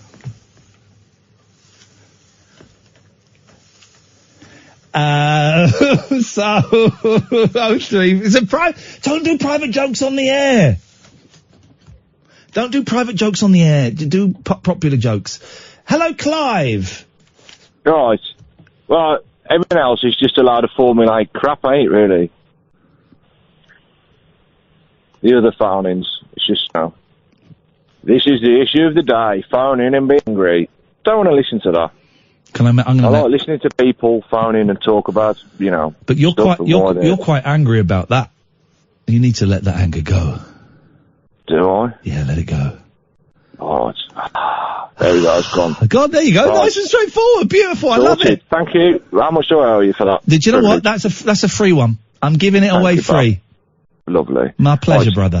What you got? I found in about, I was on YouTube the other day, in a wormhole, rabbit hole, whatever you would call it, of YouTube videos, and I saw a 3-part documentary, Night Caller, about Clive Ball's Phone Through the Night show from, I think, the 80s. It's about 85, 86, I think. It's great, isn't it? I loved it, especially because it showed you, like, how some of the callers are a bit weird, and it shows you what's going on behind the scenes. My favourite bit is when someone drops off a load of fruit, and he then holds it and goes, "Okay, call me now. What fruit am I holding?"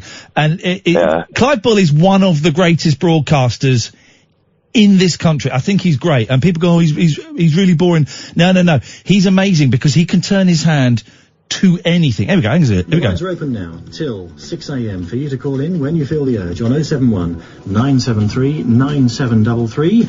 Weekend through the night. Vicky in Innsbruck Cottage. Hello, Vicky. Hello, Clive. Hello. I wanted to talk about people's attitude towards homeless people. Yeah.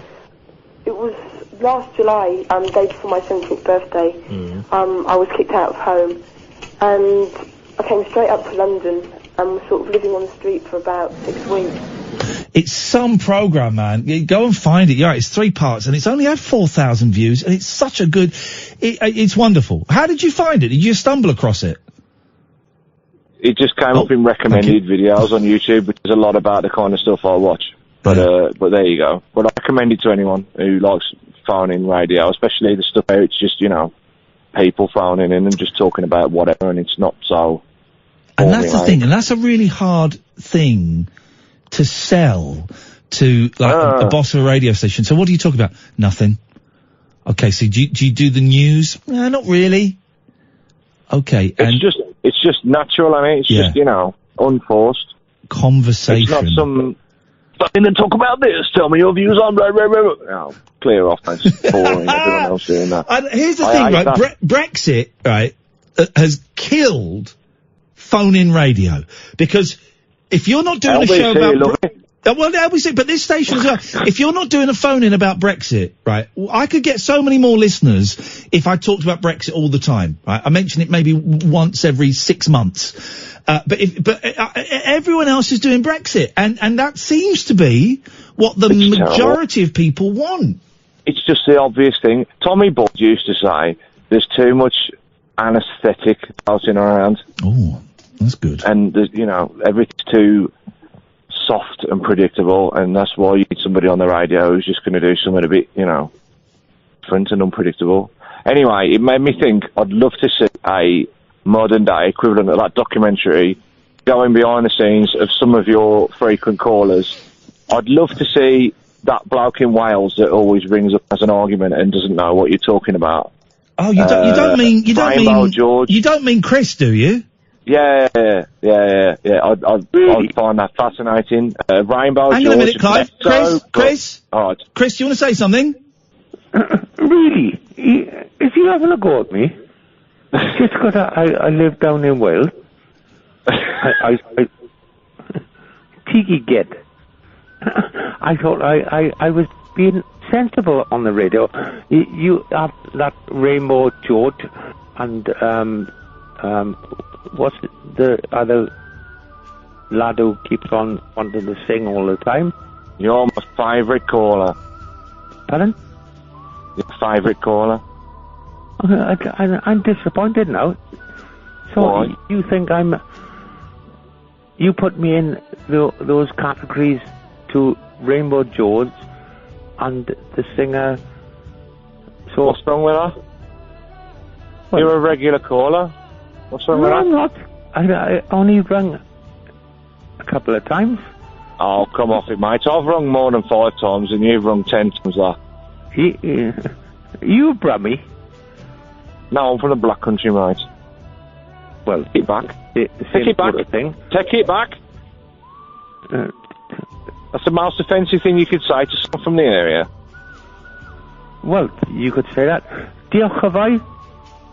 Siarad Cymraeg. You are? I'm really disappointed now. You put me in the same category as... Alright, what category would you like to be in? And I don't mean like category A, B or C prisoners. Well, I wouldn't want to be in the same category as that lunatic. Alright, think of a category you'd be proud to be in, and I'll attribute it to you. Well, no, I think I've got the... I like to listen to this radio station each evening. I listen to Ian and Catherine. And can you answer my question? Who you'd be happy to be, No, I feel quite... Alright, then you're an individual. You're an individual. You're not to be categorised, and you deserve respect. No, you categorise me to Rainbow George and that lunatic who keeps on singing stupid songs on the radio. Okay. Just because of you. I'm offended. That's all. Okay, well, that's okay. You'll get over it. Anyway, Mr. Lee, I wanted to say I'd love to see a modern day version of Nightcrawler, but with your frequent callers on it. I think it'd be fascinating. And the other thing I wanted to suggest was do one about CB in a Black Country, because it's very weird. Get up Clent on a Friday night and have a listen to Channel 19, and it's like listening in behind the Iron Curtain. What threads happened? Honestly. It's like for the people that phone into this show, to be honest, but weirder.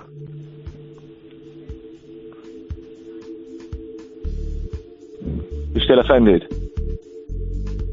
So what do you do up in the Black Country then? What's that supposed to mean? I don't live there anymore. I've emigrated, but people live there. What do you do in Wales?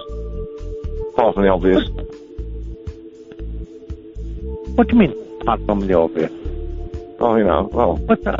It's what you want. What's supposed to mean? What do you do in the Black Country? We're humans. We live. You said, what do I do in Wales apart from the obvious?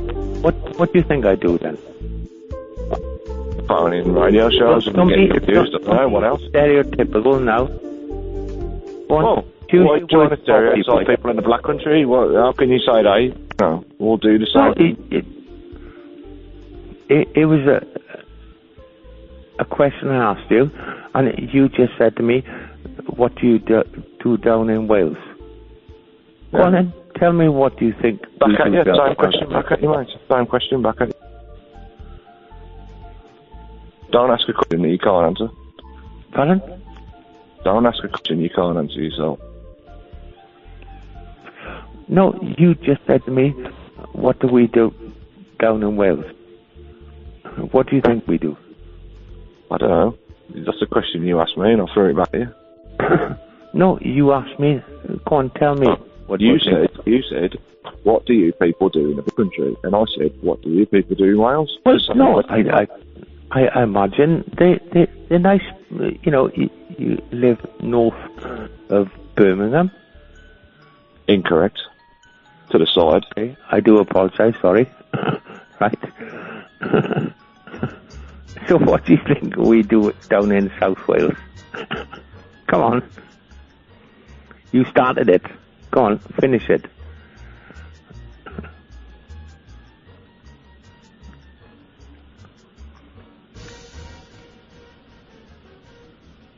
You've gone silent. Silence is golden.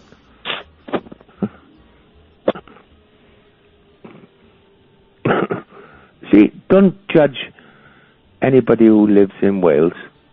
Well, I ain't, mate. The thing is, you asked me that question and I threw it back at you and now you're getting all defensive, so don't ask me something you ain't happy to be asked yourself. That's a fair question, love people right? all round. I love people all around the country, wherever they're from. That's what makes the UK, you know, when you've got different accents and you've got different...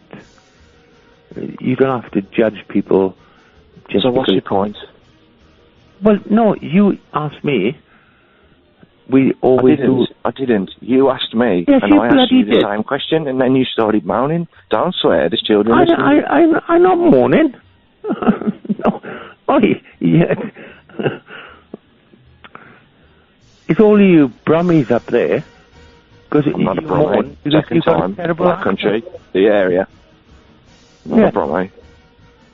I think I've got a nice accent, actually.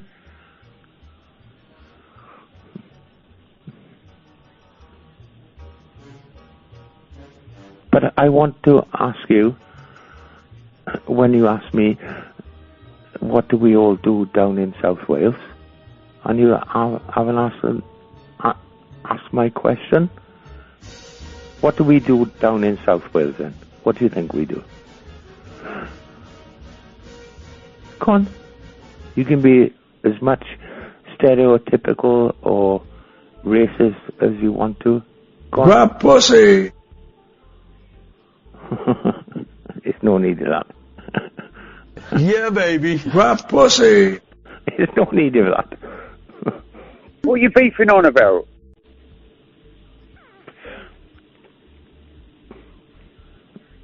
Just shut it, pal. Grab pussy!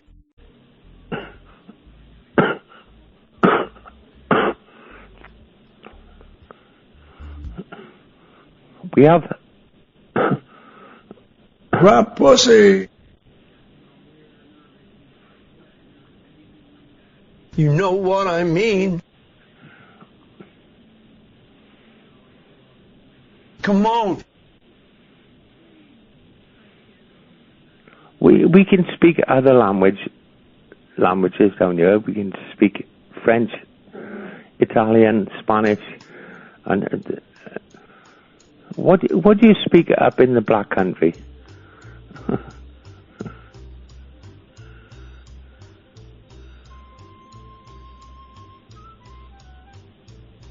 Hello?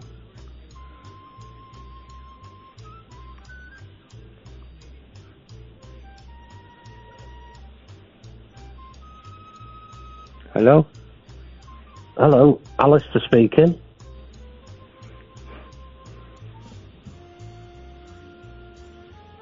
Have I just joined this conversation? Hello, boy. How you doing? I'm okay.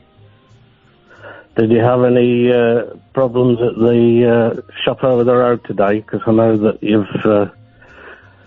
the people there give you a hard time sometimes, don't they? What do you mean? Well, you said that they're trying to sell you Durexes, don't they, or something? Oh, I know. Bloody hell. Honestly, what they're like, eh? It's terrible. Oh. Anyway, is the other chap on from the Black Country? I think I upset him, I think, because... Well, don't worry about it. Well, he don't worry about it. Because I'm down in South Wales, he's had a go. Yeah, I know. There's no need of it. I don't care I know what you said, your accent comes from. Yeah. I know. Like I know. Iain Lee, he's got a... Mm-hmm. Well, he's got a insignificant... put my teeth in, Chris. He's got... Insignificant. That's what I was trying to say. Yeah. Accent. So... Yeah. It's nice to have an accent. My accent... Well, I think so. Do you know where I'm from, Chris? I'm from Yorkshire. I would never have guessed. Really? Anyway, I've had a good day. Have you had a good day, Chris? Yes. Excellent. Yeah. I've been, I've been lost a couple of days. I always get lost when I go out. I think, oh, I'm sorry to hear that. Did someone look after you and help you find your way back? I'm like a moth boy. All right. I bought one of those bloody what are they called? Amazon Echo things. Ah, yeah.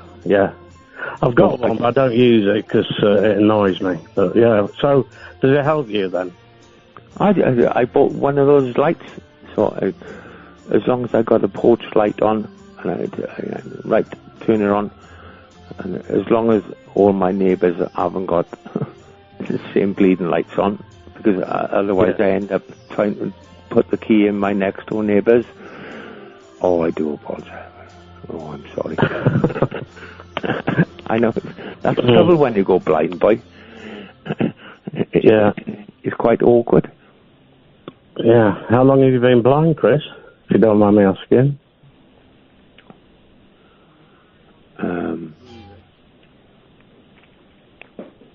No, I'm not blind. I can still... All right. So, as long as I got a porch light on, and I turn it on, and as long as all my neighbours haven't got... Oh, he's winding me up now, same bleeding lights on.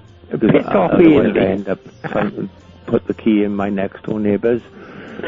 Oh, I do apologise. You get... Oh, I'm sorry. I know. That's the trouble when you go blind, boy. Yeah. It's quite awkward. Yeah. How long have you been blind, Chris? If you don't mind me asking.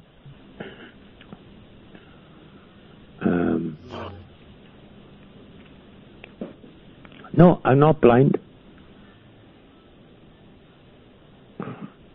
Are you finished? No. Turn it on. I'm still here, but as long as I'm hearing all my neighbours haven't got... he's winding me up now, same bleeding lights on. Because otherwise I end up trying to put the key in my next door neighbours. Oh, I do apologise. It's Amazon Alexa, I think. I know. That's the trouble when you go blind, boy. Yeah. It's quite awkward. Yeah. How long have you been blind, Chris? If you don't mind me asking.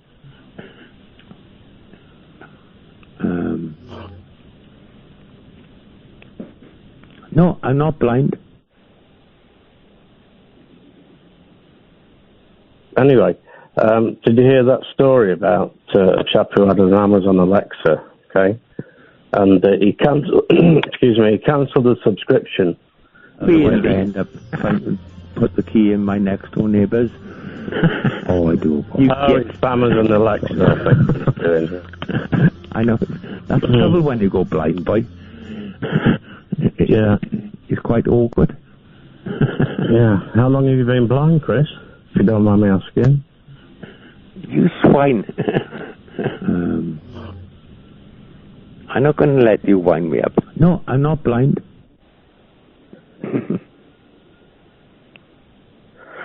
Anyway, I'm going to say farewell for now, Chris. Nice talking to you, mate. Hope I get a chance to talk to you again. All the best. Ta-ta. Bye-bye. Bye-bye now. Bye-bye.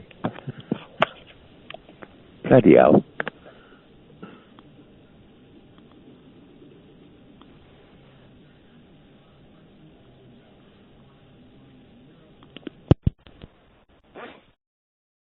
How long have you been blind, Chris?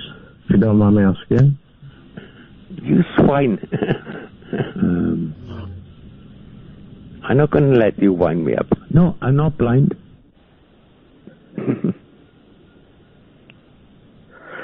Anyway, I'm going to say farewell for now, Chris. Nice talking to you, mate. Hope I get a chance to talk to you again. All the best. Ta-ta. Bye-bye. Bye-bye now. Bye-bye.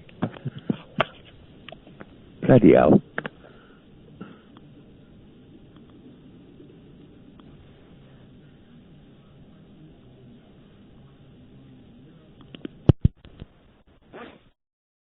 How long have you been blind, Chris? If you don't mind me asking. You swine. I'm not going to let you wind me up. No, I'm not blind.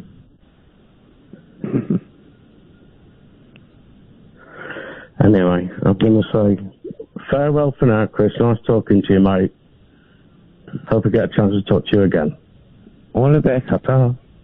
Bye-bye. Bye-bye now. Bye-bye. Bloody hell.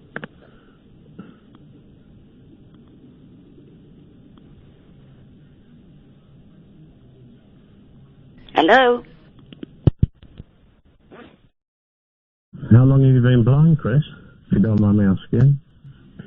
You swine.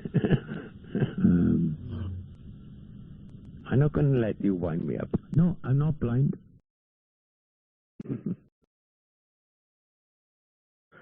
Anyway, I'm going to say farewell for now, Chris. Nice talking to you, mate. Hope I get a chance to talk to you again. All the best. Ta-ta. Bye-bye. Bye-bye now. Bye-bye. Bloody hell.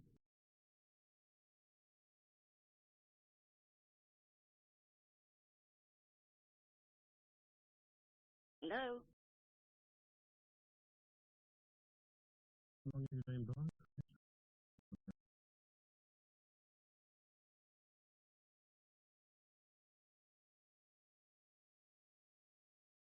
Kick off your slippers. Don't go to bed. The party is just starting. You can sleep when you're dead. The Late Night Alternative with Iain Lee on Talk Radio. 0344 499 1000. Gladiators star Cobra. Now, I would always say Cobra until I had to do a corporate event for what I thought was called Cobra Beer with... What's the young lady's name? What's her name? You won't know because you don't know who I'm talking about. What's her name? Flippin' heck. Hang on a minute, let me Google her. It's not that important.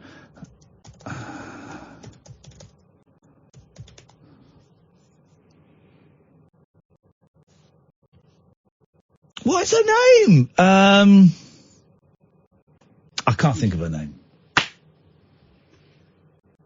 Black, got an OBE, went to America, short, I think, or maybe tall, I can't remember. What's her name? Oh, what's her name? You know her if you saw her. She's famous. Anyway, I did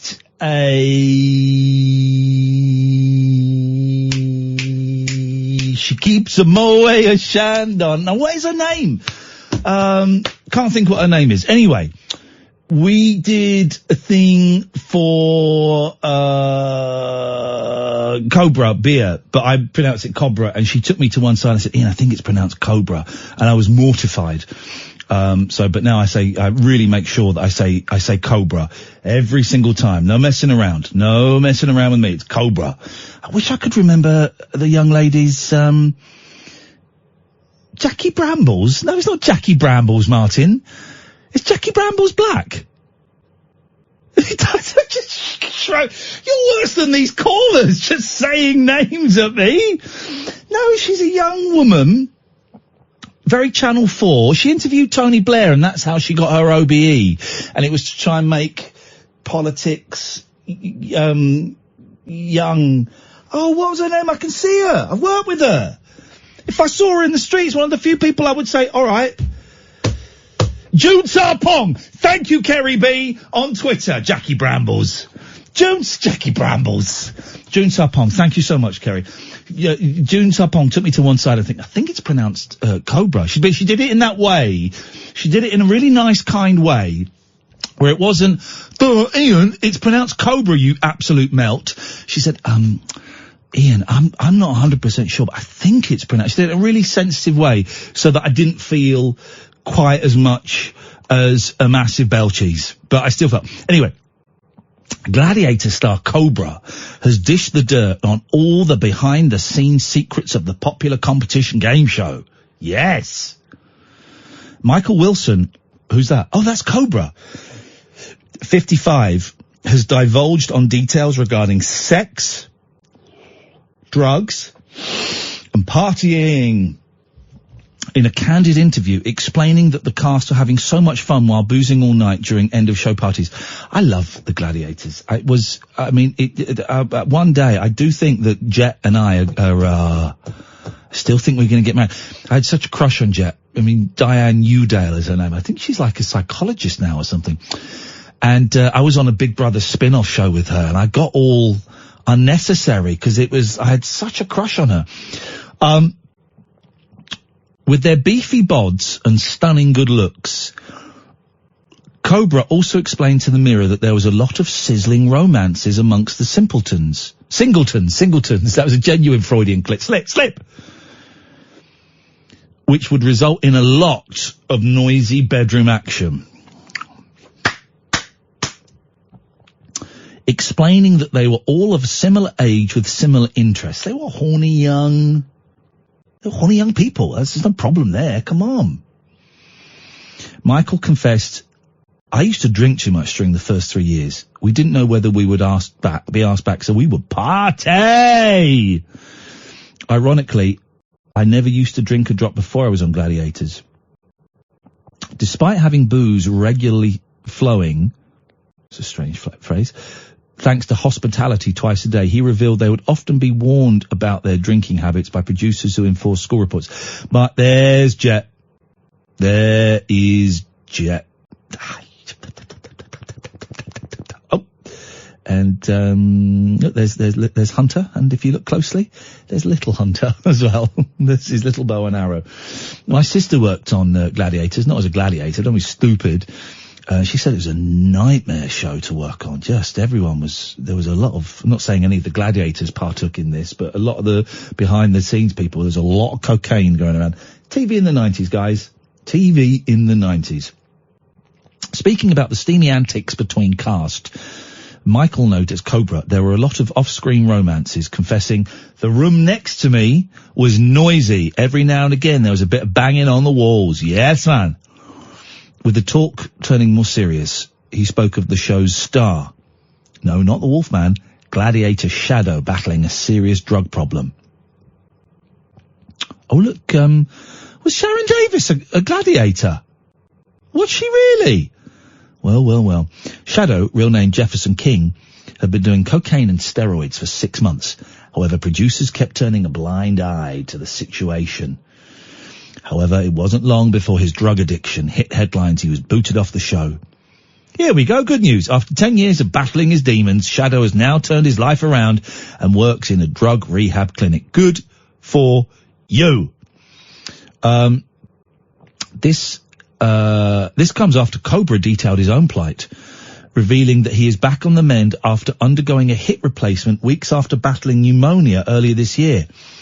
Well, this is the thing. If you're like mega fit, like Gladiator, if you're going up and down a travelator, like all the time and having pugil stick fights, your body is not designed to take that much of a battering. It's simply not designed to take that much of a battering. You are going to knacker your body. You are going to totally ruin your joints, your muscles, your bones. All of those things are going to be completely out of whack. And, you're screwed. That's why I don't do any exercise whatsoever. That's why I don't do any exercise at all. All right? There's no point. Michael Cobra was said to be seriously ill back in April as he battled a number of health problems, including severe acute pancreatitis and pleurisy. Pleurisy feels like a very, like a Victorian disease. Feels very old-fashioned. And despite having his hip replacement operation only 2 weeks ago, Michael says he's ready to kick the crap out of the Wolfman. No, Michael has delightedly revealed he's back in the gym and is feeling optimistic. Good for him. Oh!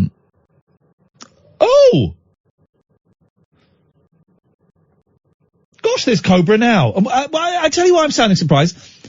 Because he looks older. Well, guess what? He is older. He's 55 and he's been really, really ill. He looks like Greg Wallace now. That's who he looks like now. He looks like Greg Wallace. No, I wouldn't wish that on anyone. After being treated for his health woes earlier this year, Michael said he has recovered really quick despite still waiting on a bicep repair, a new shoulder next year, and getting his other hip done in the next 3 months. I'm going to the gym, keeping the muscle strong. I'm going in every other day. Proving that his friendship from his gladiator days is still strong. Michael explained that his former castmates such as Hunter, Rhino and Ace broke down into tears when they found out what he was going through. Hey, look at him. Isn't that funny?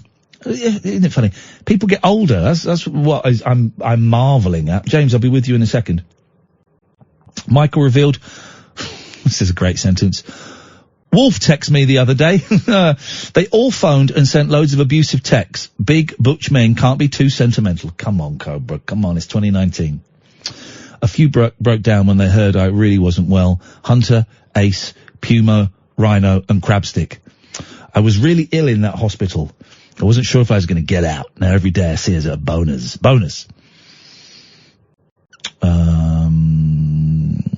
Okay. Well, good for him, man. Get well, man. Get well. And if you have Jet's phone number, that would be great. Let's go to James. Good evening, James. Hey, man. How's it going? It's been a strange old day, but do you know what?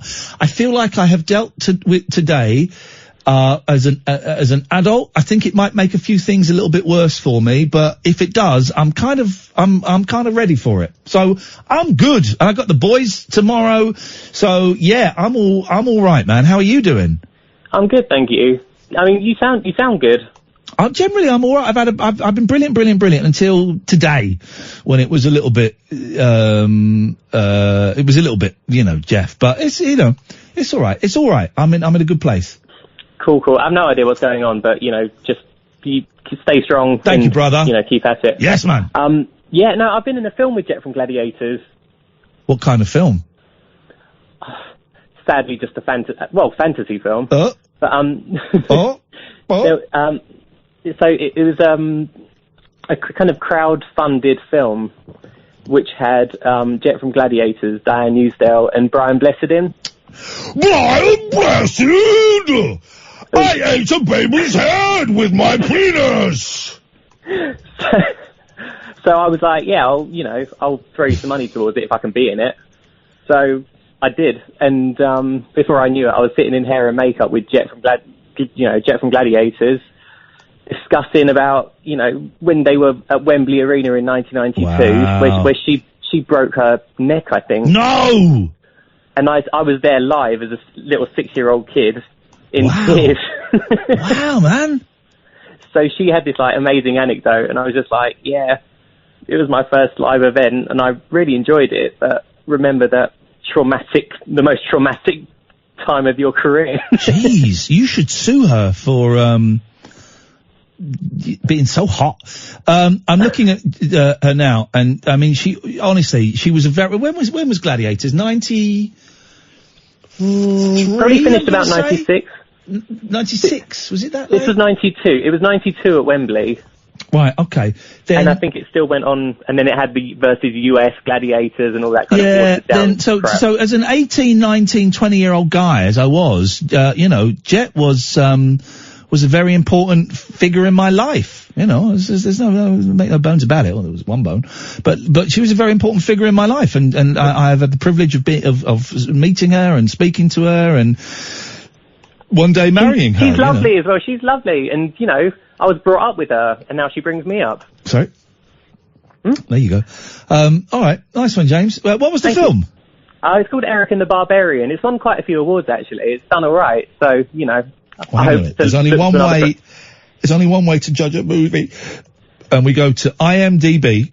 It's a short film, but they still count. Eric and the Barbarian. Let's have a little look. 2018, short. Gets a 9.8. That's nearly a perfect score on IMDb. It counts. Are you surprised? She plays a character called Jet in it.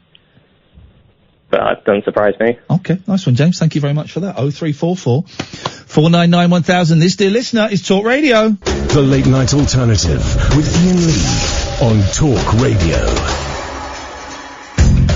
0344 499 1000 is the phone number. Here till 1 o'clock. Then Martin Kellner comes in and does his thing, man. Good evening, Christina. Hi, dude. How are you doing? I'm very, very well, Christina. What have you got for us tonight? It's about gladiators. Yeah. Scorpio. Nikki Diamond. Yeah. She used to work for my model agency. Shut up. Really? Yeah.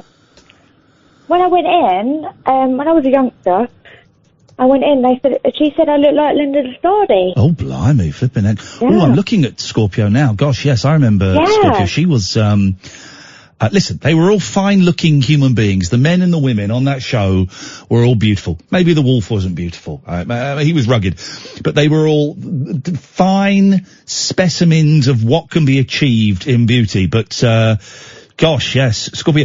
Yeah, but Jet was everyone's favourite, but I like Scorpio. Scorpio, there were some of them, Scorpio is included, and this is in no way a criticism, this is just simply a sign of the times. There are several, I was going to say the women, but actually there were some men as well, who really did use a lot of hairspray and a lot of back combing, didn't they? And Scorpio, I think, was one of them. Very, very big hair. I still do it now. Really? Yeah. Wow. Yeah, I've got a big old 80s buff. I thought you said a big old 80s bush, and I did wonder. I did? No, buff. Boof. Okay. Well, well, good for you. That's working. Sorry. I'm imagining all sorts. Well, that's good news, Christina. That's excellent news. And I do like the smell of hairspray. I don't like the feel of it, but I do like the smell of hairspray. No, I don't. I mean, Elnet's all right. Oh, I love it. I love that kind of when your mum would spray it. Your mum would spray it and you'd sort of walk through it and your face would get sticky and you couldn't breathe because you'd inhaled. My mum didn't have it. Sorry? My mum didn't have it. What's your favourite brand of hairspray? Oh, is it Silvercrin? Oh, yeah. In the green can. Yeah, plucked that from the air, didn't I? Yeah, Silvercrin is the one. That's the one for me. I tell you what I miss. I used to, in the 80s, I used to put mousse in my hair. Do people still use mousse? I used to, as a youngster. I used to mousse my hair. I used to have quite big hair. And I miss, now it's all, I use pomades, or product as we call it now. But I miss. Or a wax, or a. Have a what? Balm. A balm or a wax? A wax, she said. Mine is like a paste, I think it would be described as. Paste? Like a sort of, it's like blue. Like yeah. That's more like a balm. I don't know. I don't know. I'm out of my depth here, Christine. I'm going to be honest. I'm completely out of my depth. Okay. That means you want to go. No, not at all. It means I don't know how to describe. And I've got to plug my computer in. I thought I could make it to the end of the show, and I can't. It means I don't know how to describe my my hair care products.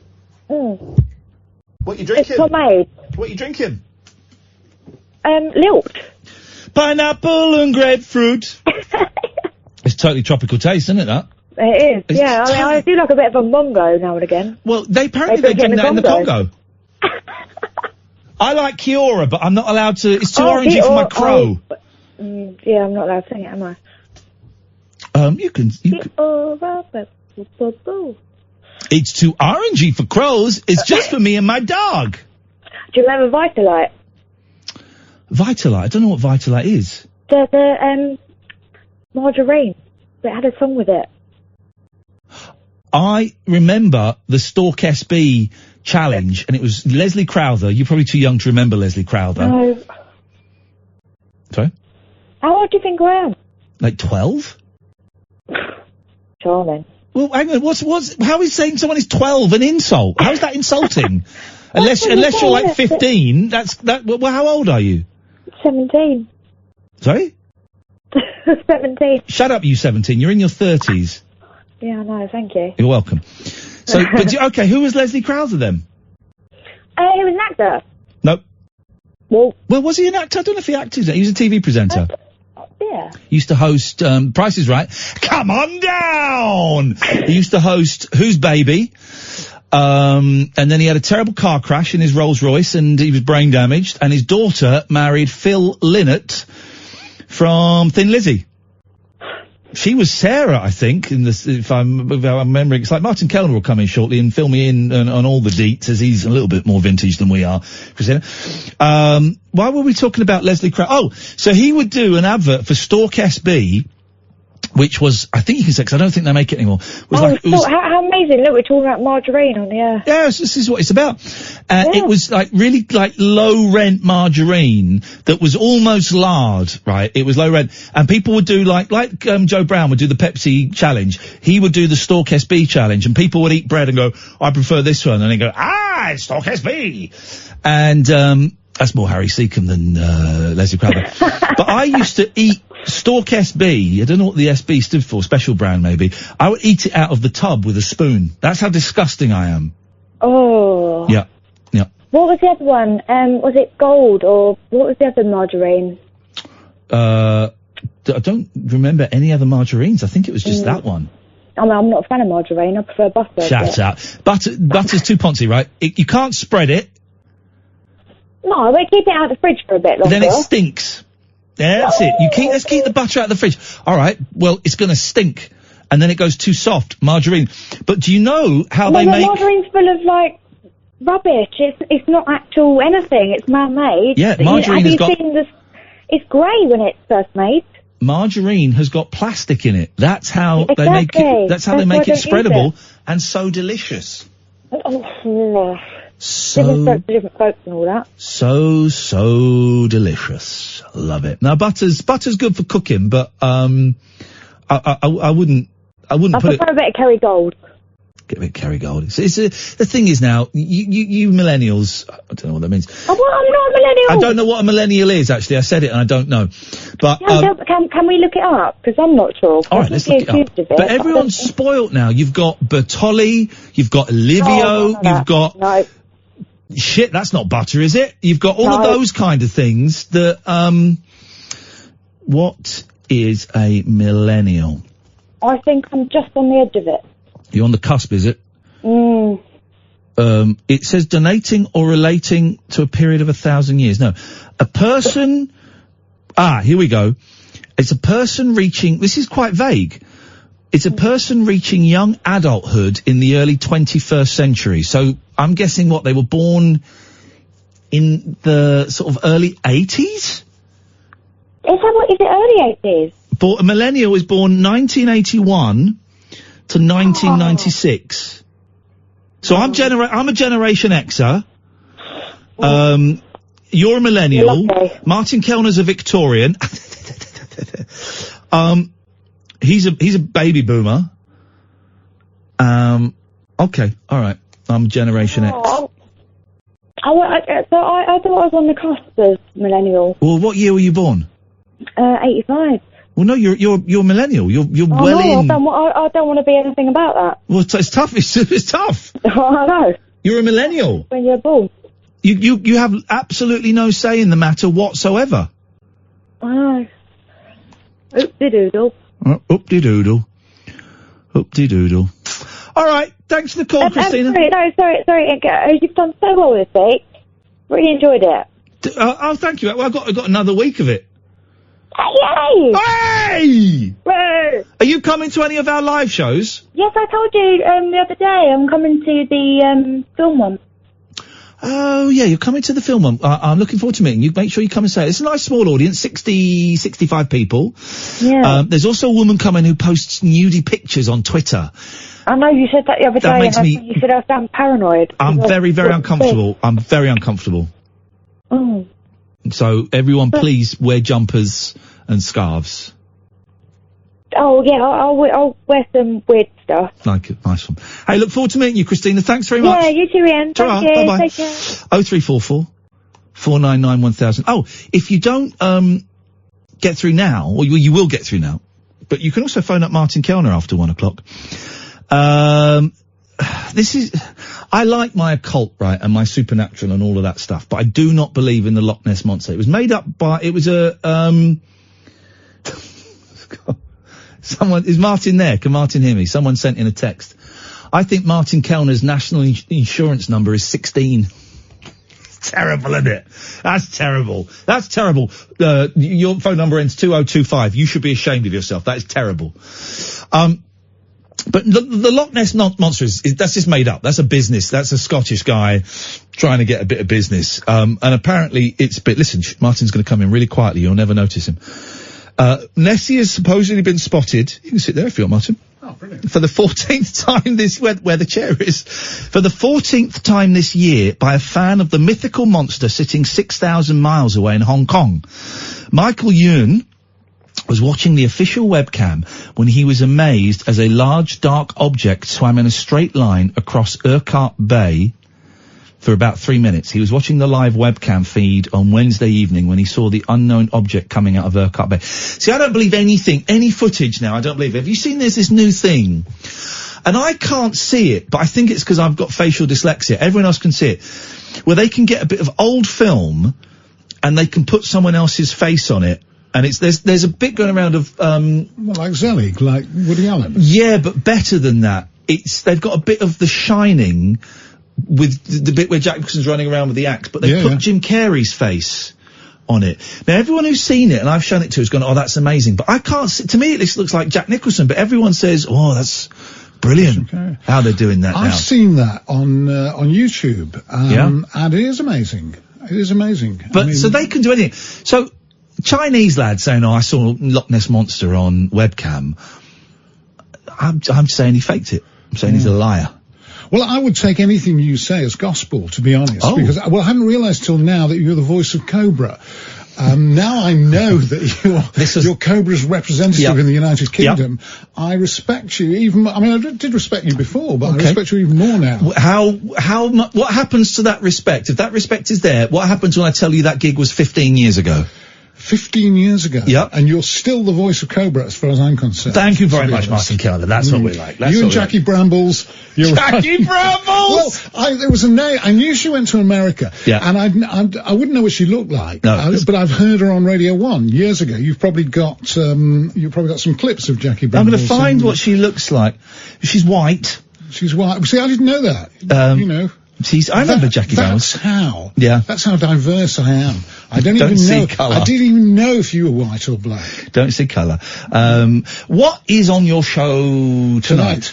We're going to be talking about the joys of Norwich. A Vietnamese airline has said that wherever you go in the world, you must go to Norwich. It's the best place in the world. Wow. My mate who lives in Norwich says it's I don't know what I can say on your show. It's a bit of a SH. You can say it. Say it. It's a bit of a shithole. Mark Kellner said that. Send that to Denny, please. Kellner said that.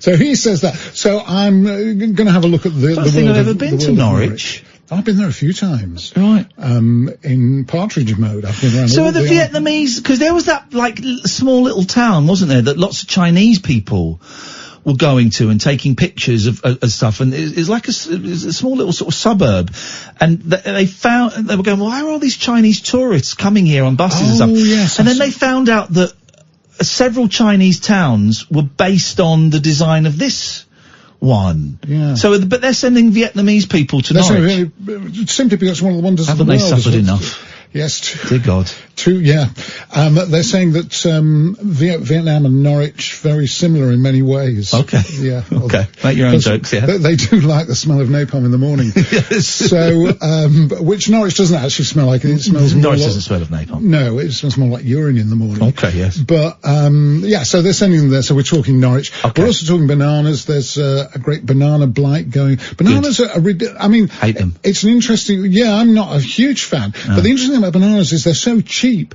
and they shouldn't be so cheap. They're so cheap because people are exploited, banana growers. Yeah. But we're talking to a guy Colombia.